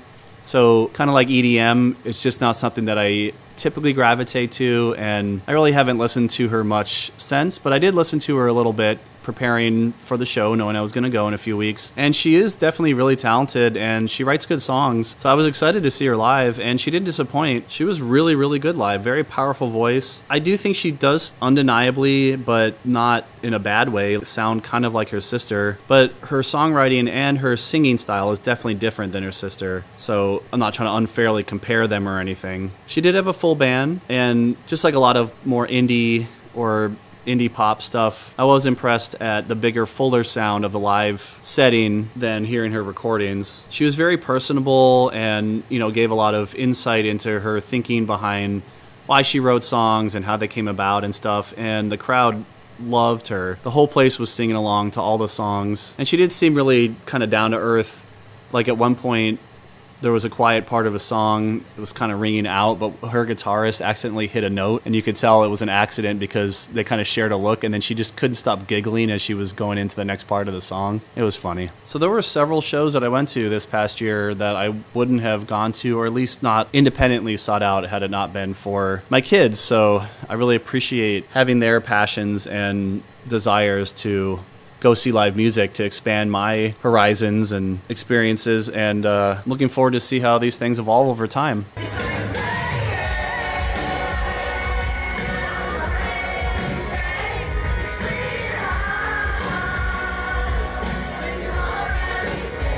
So on the very last weekend of the month, I finally went to my first multi-day festival. I've been to several one-day festivals, like you can hear about on earlier episodes of this show, but for some reason, I don't know what it was. Like, I didn't go to Woodstock 99 that some of my friends went to in high school, and I heard it was like, you know, a total disaster, at least participant-wise, so I don't know. It just sounded like a lot more of a endurance test than a live music enjoyment thing for me. And, you know, when I go to shows, I go for the music, not the camping. If I want to go camping or whatever, I want to do that on its own. But this was in Ocean City, Maryland, and it was supposed to be the second year, but last year's was canceled because of weather. So this turned out to be the first year of the Oceans Calling Festival, and it was on September 29th through the 31st. And my wife grew up going to Ocean City, as I did, but just not as frequently, even though she grew up in Northern Virginia and I grew up in Baltimore. Unlike a lot of people that I've met in Virginia since I've been here who have never been to Ocean City and prefer to go mostly to the Outer Banks, but sometimes Virginia Beach. My wife and I have that past connection, though we didn't know it at the time, over Ocean City, so I thought this would be a good festival to check out. We were hoping to go last year too, but like I said, it got canceled. So we're going to take this one day by day. Day one, that's Friday the 29th of September. The first thing we noticed right away was that the public transportation that we were originally counting on was a total mess. At all the bus stops, there were dozens, if not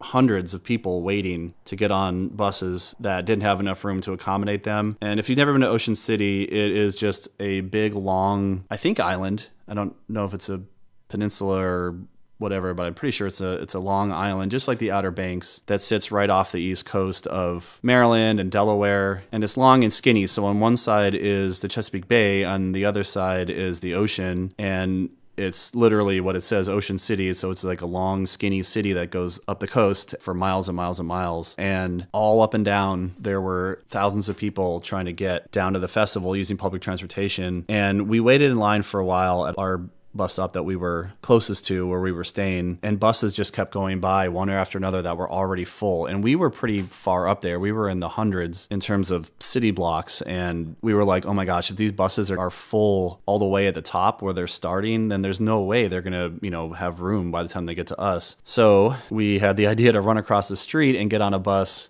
that was finishing his trip and that was going to circle back around. And as we were standing in line, I started looking up Uber and Lyft to see if there were anything, which I knew it was going to be expensive and probably not going to happen, but I just thought, hey, you never know. And then all of a sudden I got a notification that like there was an Uber driver that was 10 minutes away, and I just yelled out like, hey, did anybody want to share an Uber? Because it was going to be pretty expensive.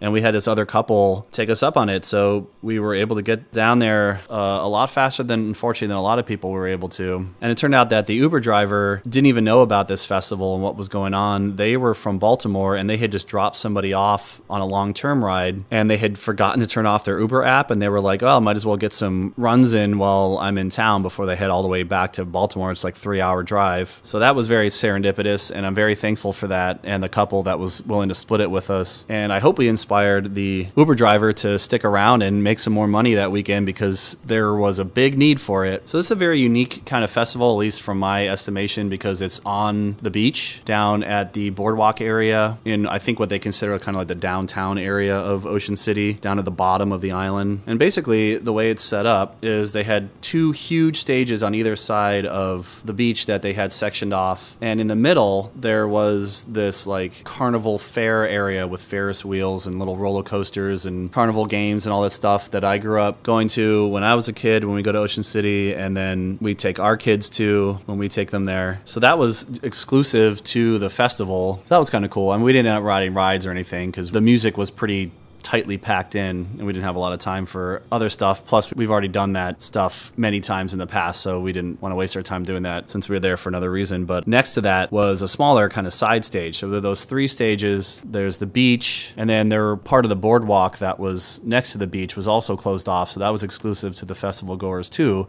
So they had on-site food vendors and drinks and merch and all that kind of stuff, but they also had the boardwalk. So, you know, if you got tired of the food choices, which were pretty great, they had a lot of really interesting, diverse, ethnic, multicultural stuff from all over, and the food was pretty good. It was expensive, of course, but it was good. But then you could also go over to the boardwalk and get like boardwalk fries and saltwater taffy and stuff too, and ice cream, and it was a really cool setup. And even though there were tens of thousands of people there, I never felt particularly claustrophobic or like packed in like sardines. Even at the stages, there was a pretty good amount of room to spread out. You could put down a blanket on the beach. I mean, yeah, for like some of the bigger acts, you'd have to get there early, you know, if you wanted to get a spot closer to the stage, but that we weren't super concerned with that. We were just trying to kind of get a lay of the land and see what we could see. So those shows that we went to earlier in the summer, like Dave Matthews and Young the Giant, where we got to hang on our blanket on the lawn and vibe with the music, that definitely carried over to this.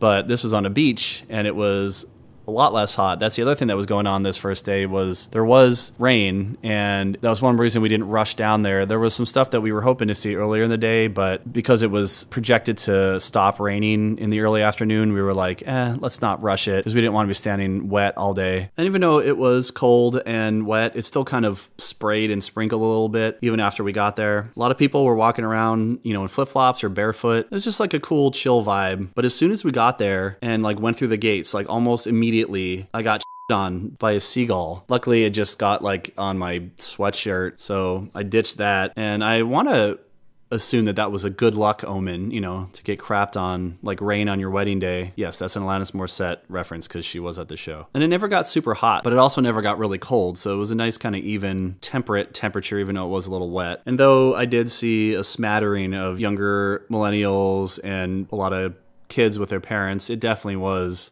mostly attended by people of my generation, 90s kids. Wasn't surprised by that. I was also really impressed with their infrastructure. Aside from the transportation, they did a really good job of like incentivizing people to help out with like the waste management. They had really good recycling and composting bins everywhere that were really well marked. And they had, I guess, like if you grabbed the trash bag and you got a certain amount of recycling and brought it back to an area, you would get a shirt or something. Like, so you saw a lot of kids that were running around like grabbing people's empty beer cans and stuff. And something I really haven't seen ever, I don't know, maybe it's just the type of shows that I go to, but all the stages had an ASL signer that were not only signing the lyrics for any deaf people in the crowd, but were also kind of just describing what was going on. I thought that was really interesting and very inclusive. That was very nice. So let's see, the bands that we saw that day. The first one we saw when we got there was Toad the Wet Sprocket. We missed most of their set just because of the timing, but from what we did see, they sounded really good.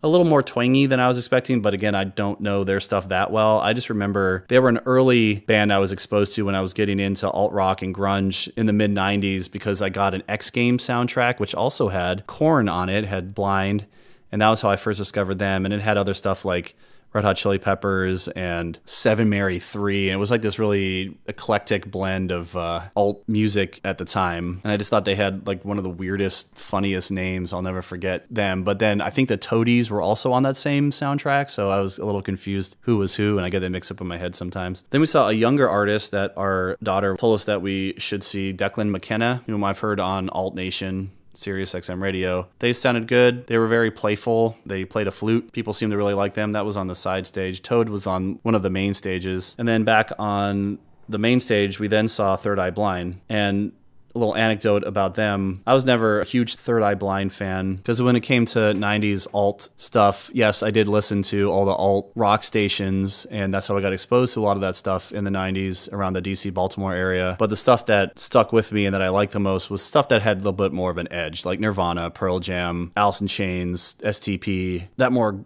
grunge-sided kind of things. The more popular alt rock was never really had the staying power with me, but of course, you know, I knew most of their big hits. But when my wife and I were first dating, we were going to go see them at the National here in Richmond. We had tickets and everything, but we had a little unexpected issue with the kayak racks on my car going into the garage. So that kind of put a damper on the evening because they were higher than I realized, and they broke. So I had a little bit of a cosmetic car issue that night. And then the friends that we were meeting up with, they just assumed they would get tickets there, but show was sold out. So we just ended up in solidarity with our friends. Instead of blowing them off, we just went and did something else. So we were planning on seeing Third Eye Blind together earlier on, so it was kind of full circle that we finally got to see them. And they were, for their age too, really high energy. They played mostly hits, but they did play some other stuff that I wasn't familiar with.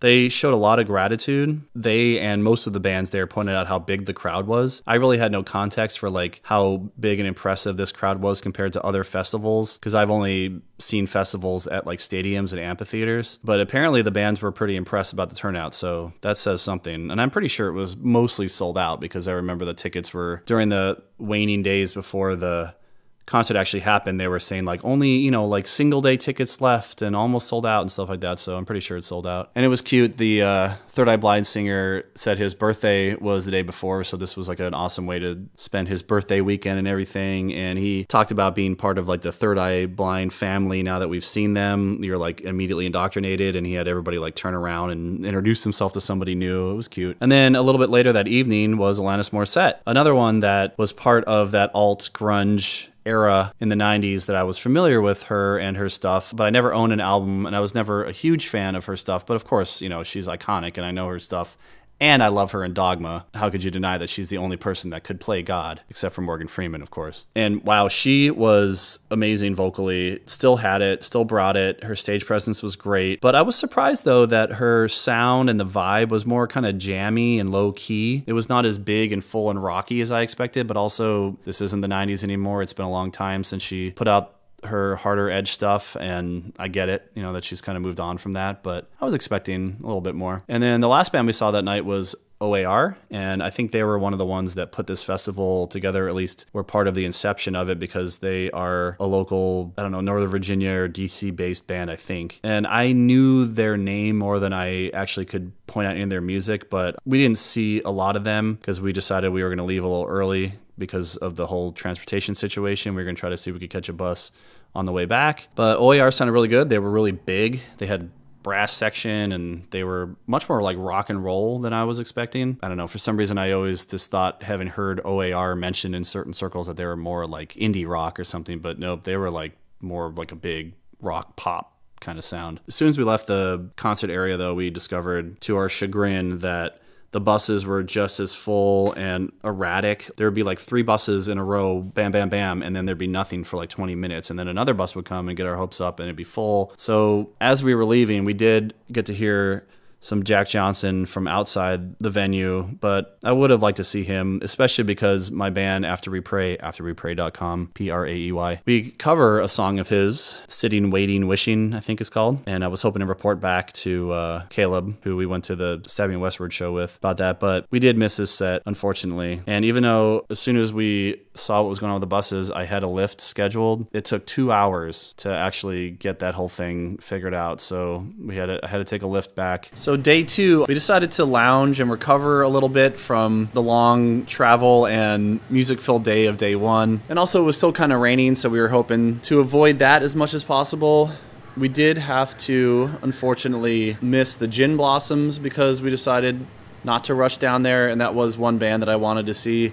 And I don't know their stuff that well, but they have that song on the Empire Records soundtrack, and I've heard some of their other stuff on alt radio growing up, and you know, I just always had a soft spot for them, so I was curious, just like Toad the Wet Sprocket and Third Eye Blind. Hopefully next year. So even though the rain was pretty much done by the time we got there in mid-afternoon this time, there were huge, vast puddles, which I think were more like ponds, really. And I did not bring the right footwear. I just had like my regular tennis shoes, and a lot of people though were still like in flip-flops or bare feet. And it's one thing to be walking around like soggy sand like that, but especially in the areas that were asphalt, like for instance the third smaller stage, if you weren't like right up against the stage, you were standing in standing water. So our feet and pant legs were soaked that day, but luckily it wasn't too cold, so it wasn't that bad. The first group that we saw, speaking of that third stage, was Matt and Kim, a younger group. It was just a keyboardist and a drummer, so that was interesting. And they were really silly, fun, kind of alt-pop music. I don't know if it was provided by the band or the people that came to see them, but they had a whole bunch of blow-up pool accessories and dolls flying around in the air. And it was really sweet to hear them talk about their dream coming true, getting to make music for a living and doing stuff like this. It's always nice to hear the youth express gratitude. Then over on one of the bigger stages, we saw Ben Harper,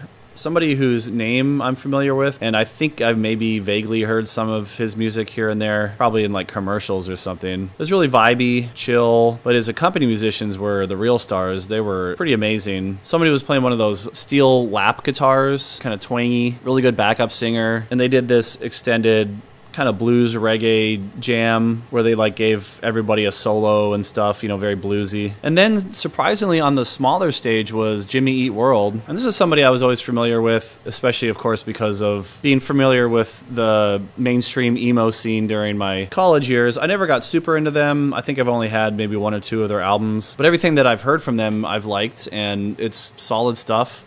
And I was really looking forward to seeing them live, especially because they are kind of legends in the emo, like post-punk scene. And just as expected, their music came across great live. They were really solid. They played all the hits that I expected them to, like The Middle and Sweetness. And I'm probably messing up the title, but one of my personal favorites, The Angels Bring You In or Guide You In or whatever song that was in A Walk to Remember with Mandy Moore and the guy that ended up fronting the Germs for a while, which you can hear my experience seeing live on episode 22 of this podcast. But for being such scene legends as they were, I was really surprised that they were on that smaller stage, but I guess it was just logistics. And then the only other band that we made an effort to see that day was Incubus. And I was excited to see them, of course, because they've always been awesome live. What's been really exciting about seeing them lately, though, is that they seem to be finally reconnecting with their science roots, because not only did they play Vitamin again like they did when I saw them last year, which you can hear more about on the 2022 episode of this podcast, but as their pre-recorded intro, they did Magic Medicine. Never would have expected to hear in this day and age from them. They also played a couple other unexpected ones that I never heard them play live, like Six Sad Little World. They played a couple from Trustfall that I haven't heard them play before. And just like the last couple times I saw them, they added a lot of unique,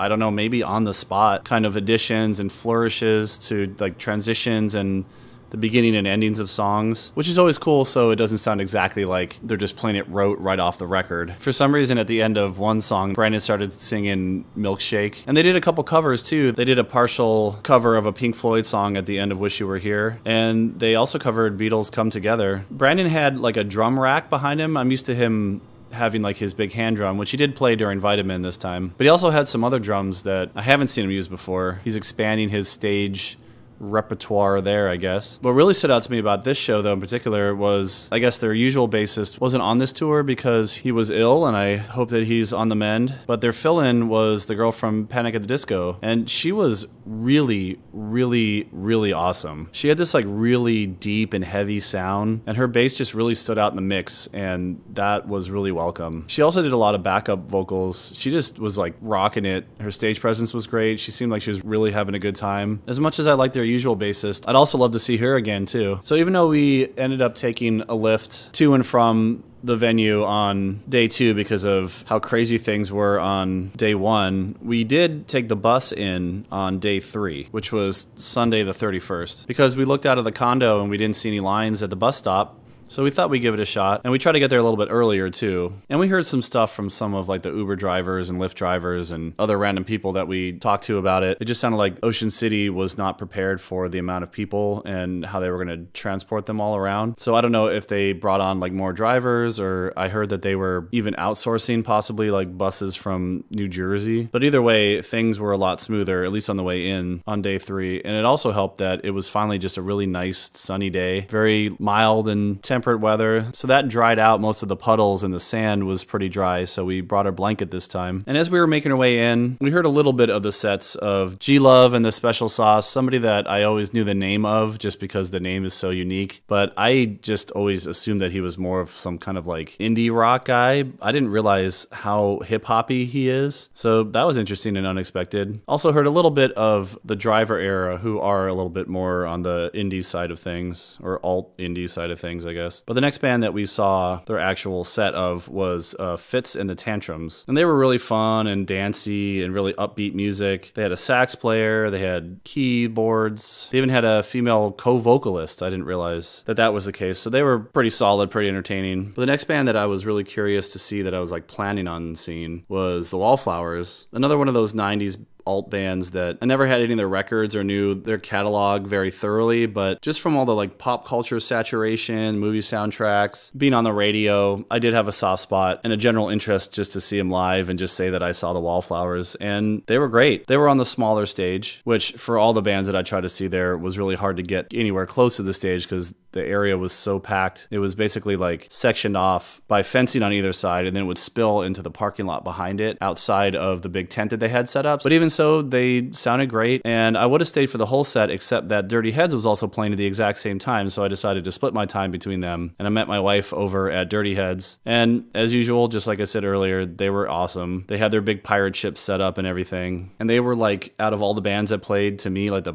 absolute perfect fit for an oceanside festival. So while we were waiting to see the next big band that I really wanted to see, which was Weezer, we had some time in between to just like hang out on our blanket on the beach, soak up some sun, get some food. And during that time, OAR and Friends played. So this time it was OAR, but I guess they have a history of doing collabs with different guest singers. And the main one that they had this time was DMC from Run DMC. And it was all like Run DMC era stuff. Like they played Tricky, they played BC Boys, Fight for Your Right. They played that Run DMC Aerosmith Walk This Way version. So that was really cool. And OAR was like a perfect backing band for that kind of stuff because they have so many different styles of instrumentation and everything. And then while we were waiting for Weezer, we also saw somebody named Grace Potter, who I think I've heard the name of, but I didn't realize like how rock and roll she is. She was even playing like a flying V, and she was just like total throwback to a lot of like 80s rock style, like hard rock stuff. That was an interesting addition. And that's one thing about this festival in general, I gotta say, it was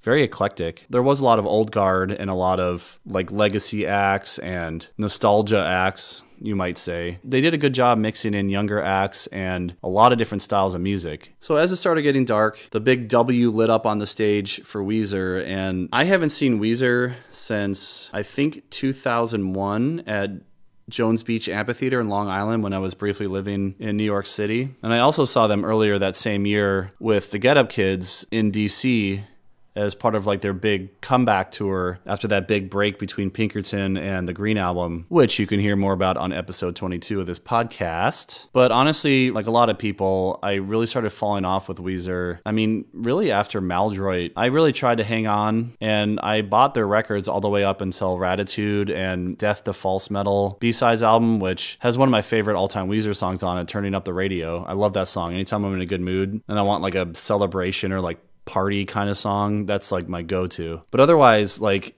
with the exception of a few good songs here and there on everything post Pinkerton, and I know this isn't new news, I know like most people feel it this way, even hardcore Weezer fans can't deny that not everything they do is gold. But I was introduced to Weezer. Weezer was one of the bands that, like I mentioned earlier, was kind of a gateway into me getting into more like emo and indie I mean, I never would have got into like Midwest indie. I don't think I would have, at least not at the time, been exposed to the Get Up Kids had they not been touring with Weezer. And that opened the door, you know, to a whole bunch of other stuff. So Weezer really was an entry point for me. And the guy that got me into Weezer, you can hear on episode 11 of this podcast way back in the day. I really have him to thank for an early kind of chipping away at my stubborn metalhead walls and being opened up to stuff like Weezer. And he was also very adamant that we check out Superdrag and some more off the beaten path alt 90s stuff. So I was always hopeful that Weezer would come back, you know, and make a great album again, a Blue or a Pinkerton. And they kept hyping up things like the Red album, you know, saying that it was a return to form, that it was like the next best thing since the Blue album, blah, blah, blah. And like I said, with the exception of a few really good songs like Pork and Beans or Put Me Back Together on Ratitude, songs that I really love, there's so much, I don't know if filler is the right word, but just like goofy nonsense. And I can't tell if it's like so much stuff on Pinkerton, you know, when he's talking about like shaking booty on the dance floor and stuff, it comes across very like tongue-in-cheek and almost satirical. By the time I got to stuff like Can't Stop Partying, it just lost that flair of like any kind of layeredness, and it just sounds really surface and kind of obnoxious. So I just stopped consuming any of their new stuff after like the early 2010s output. But I'd hear them on the radio every once in a while and I'd be like, oh, it's Weezer. But because having seen them back in the day, they were such awesome shows, I was really curious to see how Weezer would be more than 20 years later. And I assumed that at a nostalgia kind of festival like this, they would be playing a lot of their older stuff, which I was right about. But in general, they really brought it. They rocked really, really hard. They were just as big and fun and kind of silly, but in an engaging way that they were 20 some years ago. I was loving it. They were definitely the most engaging act that I saw this whole 3-day festival. For me, at least. And again, I went into it not knowing if it was going to be any good, because Weezer, if anything, is kind of unpredictable. Rivers added a lot of shredding to his solos and interludes and stuff, even to some of the older stuff where he didn't play solos that Zakk Wylde. And one thing that had stood out to me about Weezer in the past, something I hadn't seen up at that point when I was a teenager, was the multi-part harmonies that they would do. And I thought that was just like kind of mind-blowing at the time to see that kind of thing live for a rock band. And those sounded just as great as back in the day. And Rivers, and I forget his lead guitarist name, they did some fun like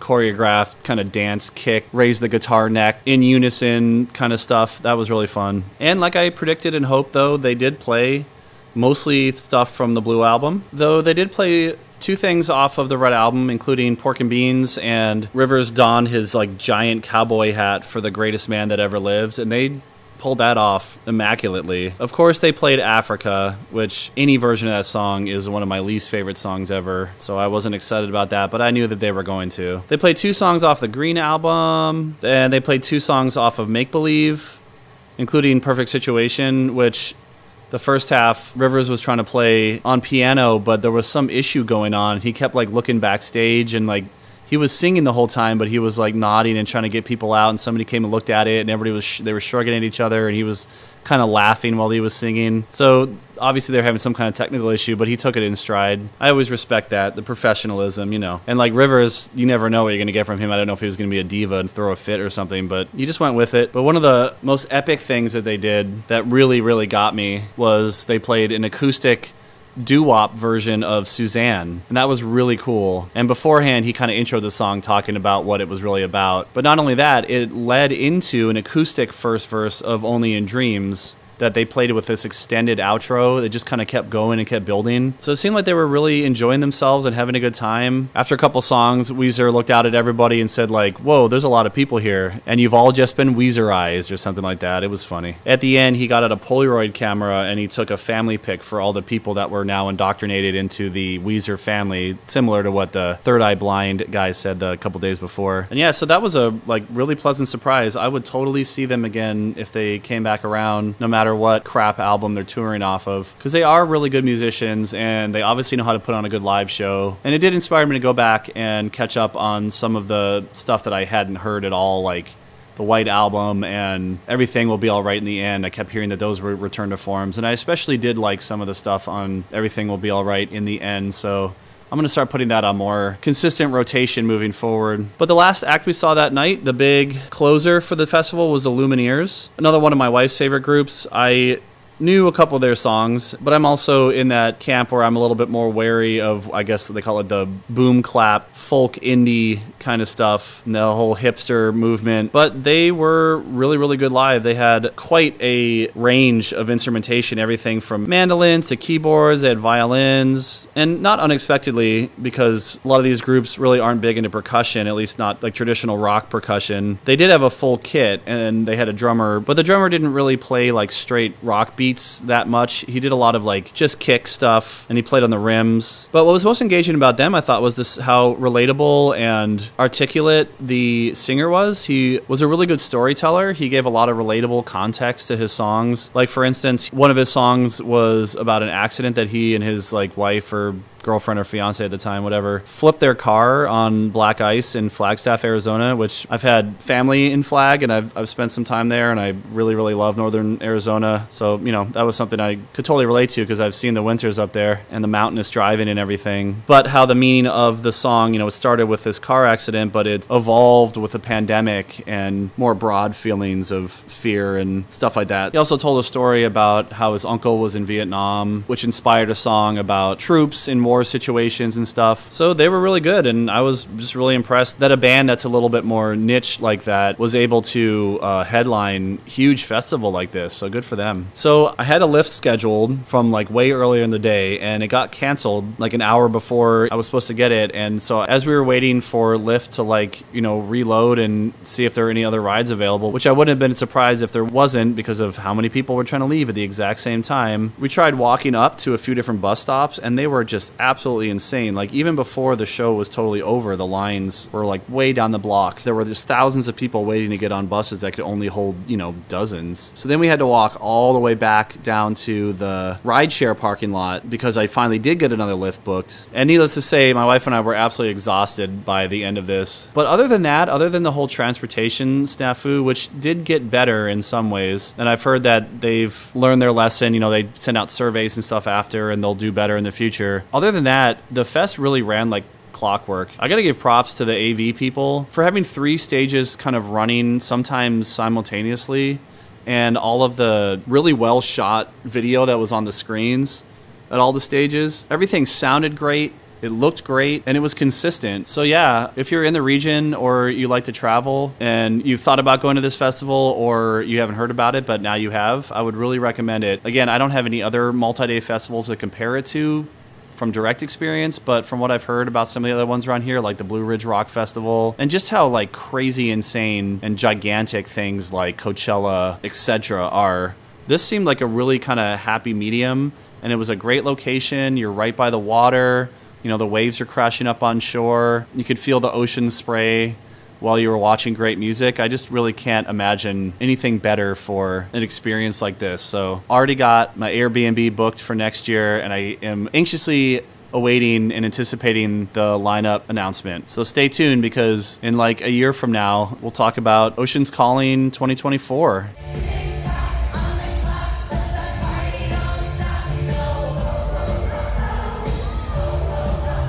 And I know this has been a long episode, but it's just because I have been to so many great shows this year. Only got a couple more to go through, and then we'll call it a day on this one.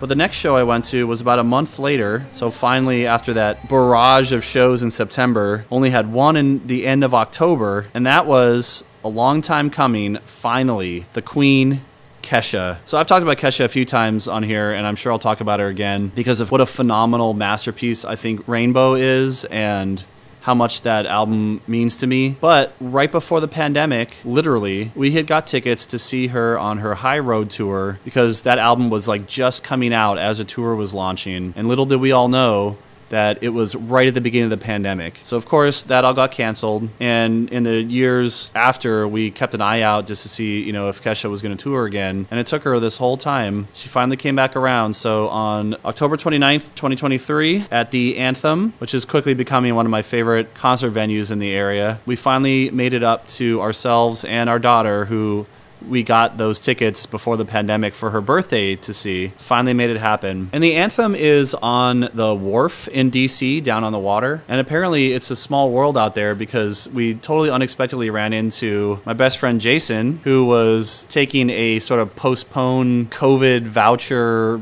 for hotel vacation on the wharf with his wife and baby and toddler. And they were just pushing the strollers around, and we saw them on the sidewalk, and we're like, hey, what are you guys doing here? And they're like, what are you guys doing here? So we sat down, had a meal together. It was great running into him. If you're curious to hear the absolutely brilliant banter between Jason and me that has been developing over like the past 30 years of our friendship, you can hear us discuss movies on episode 20 of my Musicast podcast. But anyway, not surprisingly, very similar to like Pink and Taylor Swift experiences, there was a whole aesthetic culture behind this. Lots of rainbow stuff, lots of glitter, lots of just really loud, flamboyant kind of clothes. So that was fun, just knowing that it was going to be like, again, as much as I love my somber metal shows where everybody's wearing black and a hoodie and a baseball cap and cargo shorts, it's nice to have that contrast where people aren't afraid to really go all out and just like get into it. But also on the outfit front, it was funny that, you know, it was a couple days before Halloween, and there were obviously like some costume events and stuff going on at the like bars and restaurants and stuff down on the wharf. So it was funny. It was a little game we were playing while we were in line to get wristbands. Is it somebody going to Kesha, or just somebody dressed up for Halloween, or maybe both? You know, it was surprisingly too a younger skewing crowd. A lot of, I would say, high school and college age folks, which I was surprised about because, you know, Kesha's been around since like, when did her first album come out? Like maybe 2007 or 8 or something. Kesha first broke onto the scene when I was in my early to mid 20s, and I was teaching middle schoolers who were familiar with her back then, who were in like their mid 20s and having kids now. So I think that's awesome that she still has that reach and influence and appeals to younger kids, because I just figured she would kind of be one like a legacy pop star at this point. But hey, so the opener that night was somebody named Jake Wesley Rogers. He was an absolutely fabulous lead of a 3-piece group. 2 of them were singers, and the girl that did backup vocals also played guitar and keys. And then there was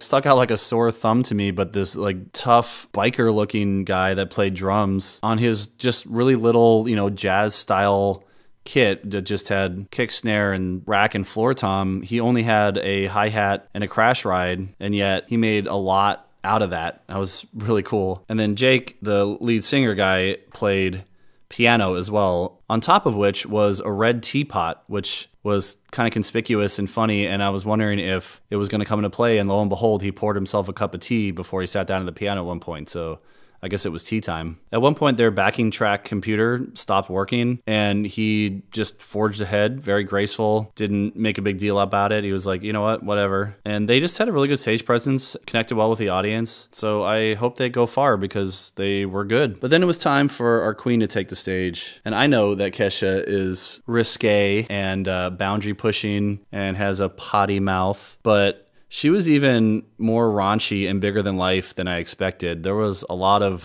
burlesque dancing, etc. we'll go with. The first half of the set was a bit more choreographed and staged than I expected, like the dance numbers and all the choreography and everything. And she would say things like, you know, this guy broke up with me, so I had to eat him alive or something as like an intro to Cannibal. But as the show progressed, she got more and more personal and engaging and kind of off the cuff. So maybe that was just like her way of warming up or easing into things, especially after having not toured for so long. And she also seemed to move through her material a little bit more chronologically, like not totally, but she played TikTok like really, really early in the set. And I was expecting that to be a closer because that's like her best known song. But she saved stuff from like Rainbow and High Road and from her latest album later into the set. And her band consisted of a drummer who also was a DJ. And then there was a keyboard player who also played bass and guitar. And then there were these 2 male dancers that were doing choreographed stuff for most of the set. And they were really, really amazing. Both the choreography, but also just their energy, their body language was just really powerful. And it was really raw sometimes. It was really gritty sometimes. Like you just really felt a lot of emotion come through and accentuate the songs from their dance numbers. She did do a series of costume changes throughout the set, and the dancers would do interludes. Sometimes so intros or outros of whatever song they were coming out of or going into. But in addition to all the live stuff, there was a lot of backing tracks, which I was not surprised about. And other than Pink now, who, you know, was mostly live instrumentation, I've really never been to like big pop shows until this year. So I was just really curious to see how this stuff would get pulled off. And it was cool to see Kesha do a lot of her stuff live, but a lot of it was also pre-recorded too. And that was kind of more of what I expected from all the pop shows that I saw. But either way, like it sounded really immaculate. Everything was really big and upfront and powerful. She did use some auto-tune, like where she used it in her older stuff, but it was really just moments here and there. She didn't rely on it. So I was glad to see that the powerful singer that I knew her to be from her like Rainbow and Onward years especially is what she's actually capable of and wasn't just created from like overproduction in the studio. And you know, a lot of times with pop stars, it's hard to tell. Not to say that I thought she would be lip syncing or anything. There's just some stuff that she pulls off on Rainbows that's like mind-blowingly god tier level kind of stuff that I would expect more from like Christina Aguilera or Adele. And I just never put Kesha in that category, especially because of how overproduced and affected and auto-tuned her material was that I was more familiar with until she, you know, kind of came back. One fun thing that they did that I hadn't quite seen before was they had these 5 sort of banners that hung from the ceiling, but they were motorized. So they would move like in certain patterns in unison depending on like what was going on stage. But sometimes they would also come down and like shroud part of the stage or obstruct what you could see. So they were obviously doing some kind of setup change on that side. And then she would be playing a solo piano piece on the other side, and then it would come up and there'd be a new setup ready to go and stuff like that. Very clever stuff. And Kesha for herself, in addition to her awesome vocals, she played both guitar and piano on some stuff. So she's really, really talented. And it was just an absolutely awesome, fabulous, over-the-top, raunchy, and amazing, you know, like live dance party, really. I was so glad to finally get to see her, but I don't want to say disappointed because my daughter loves to look up the set lists of these big tours, and so she kind of knows, and she'd make playlists of set lists and we'd listen to them in the car and stuff, so I knew mostly what was going to be played that night, but I still was a little disappointed that she didn't play more newer stuff, or that she relied so heavily on her older stuff. It did feel a little bit more like, I don't know, like a giving the fans what they want or a nostalgia kind of set, because I know that's been, you know, her more chart-topping popular music that people are more familiar with. It makes me wonder too if this was more of like a ease back into things, and if her High Road tour, because she had been touring more for the few years preceding that, because she came back with Rainbow and was kind of like back in the game, it makes me wonder if like, was she just always relying on her early material for live shows and just sprinkling in newer stuff like a lot of artists do? Because I just expected, just knowing some of the history of what led up to like her hiatus and why Rainbows is such an amazing, but also amazingly like raw and cathartic and heavy emotional experience. I just assumed that era of her career was not something that she would really be that interested in revisiting, just knowing all the trauma that she went through during the time that that material was being produced and released. But then at the same time, she's all about empowerment and sort of like taking control of her trauma and like the hate that she receives and not letting it get to her, and all the stuff that like Rainbow is about. I also wouldn't be surprised if she likes to play her older stuff as like a way of taking it back and recontextualizing it with positivity and putting her own individualized mark and self into it without it only, you know, being representative of like the bad things that happened during that time. So if that's the case, like I totally get it, and I'm glad that she's able to present stuff that I'm sure people want to hear in a way that like is also hopefully like healthy and cathartic for her too. But still, I just really, really wanted to hear more from Rainbows. And she only played Raising Hell from High Road. And I'll talk more about this on a future episode where I'd like to talk about one album wonders as opposed to one hit wonders. But Rainbow, as it stands, is the only album that if I want to listen to Kesha, it's the only album that I want to listen to. It's songs that I absolutely love. I can listen to and enjoy her other music, but it's not something that like compels me or anything. It's just kind of there. High Road was, I thought, better than her older stuff, but still not like at the level of Rainbow. But even so, I knew that album better than her older stuff, and I was hoping to hear more from that. But she also only played 3 off of Rainbow. She played Rainbow, Him, and of course Praying was one of her closers. She did a few. But yeah, I will absolutely see Kesha again as soon as I can. Long live the Queen.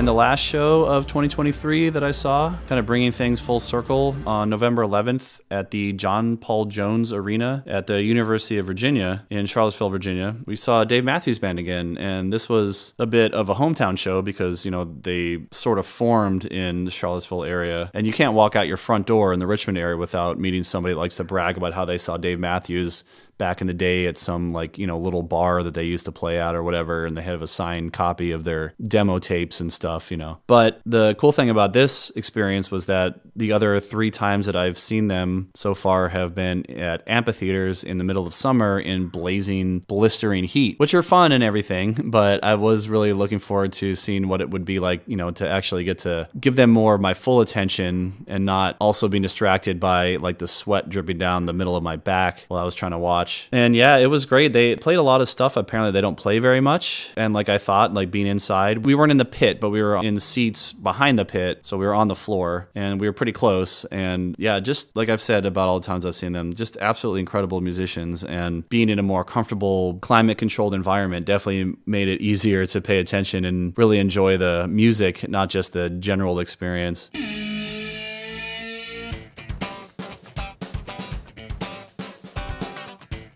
So that is it for everybody that I saw in 2023. I already have some tickets lined up for 2024. So like I said, in about a year from now, there'll be another episode of this. But in between now and then, expect a lot more episodes of all my podcasts, including this one. I appreciate any time and energy that you've put into listening or watching or reading any of my stuff. Thank you so much for that. I'm Dan. You can find me and relay all your favorite concert experiences from 2023 and any other time at breathingunderwater.us, and I can't wait to talk to you in the next one.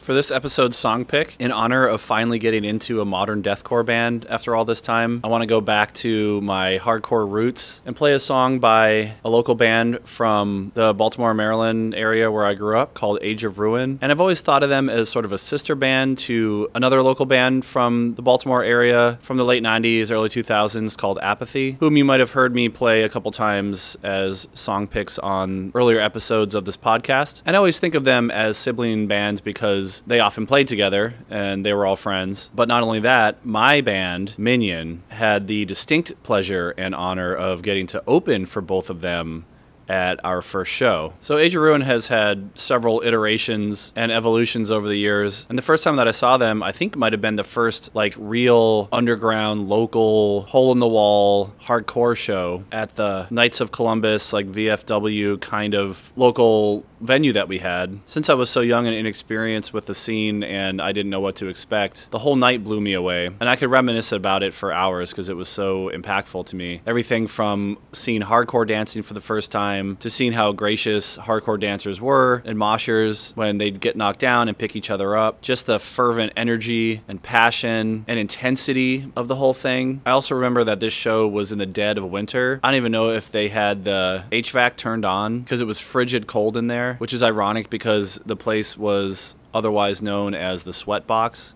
because it would get so hot in the summers. But it also might have just been because the 2 big doors on the sides were constantly being opened to accommodate equipment going in and out. But it didn't matter because the heat from all the movement kept us, you know, from getting frostbite and everything. But the friend that brought me, Joe, who was also the singer of my band Minion in high school, who'd been going to these kind of shows for a while, was singing the praises of Age of Ruin beforehand. But again, I didn't know what to expect. And it was like 4 dudes wearing all black. Nothing too surprising there. But they also had 2 shrouded figures with skeletal paint on their face, standing cross-armed as if lying in a grave on either side of the band in front of the cabs. And they just stood there seemingly unblinking for the entire set. And I was just wondering the whole time. I saw them walk up, so I know they're not mannequins. But are they really just going to stand there the whole time looking creepy? Or are they going to do something or participate in some way? And then on the last breakdown of the last song, they exploded from their perches and launched themselves into the pit, and the whole place just went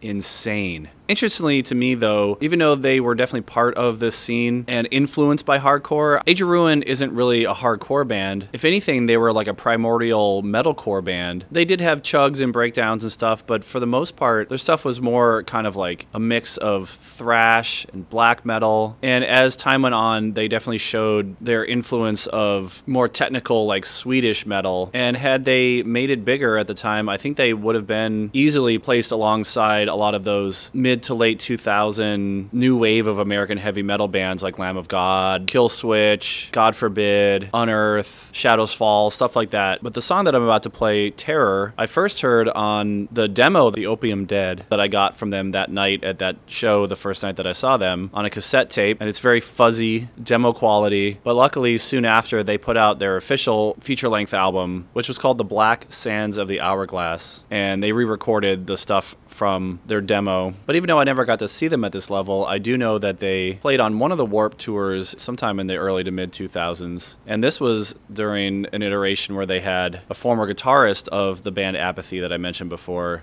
as their singer, and he was also a guy that I went to high school with. Ben, great guy, amazing vocalist, and I only discovered more recently because I thought they had broken up years and years ago, and maybe they did, but they're still active. So I'll link to their Bandcamp in the show notes, but you can find them on Instagram at This Is the Age of Ruin, or just look them up on like Facebook or YouTube as Age of Ruin. Looks like they're also on the other streamers like Spotify and Apple Music and stuff too. So here is Age of Ruin's Terror from their debut album, The Black Sands of the Hourglass.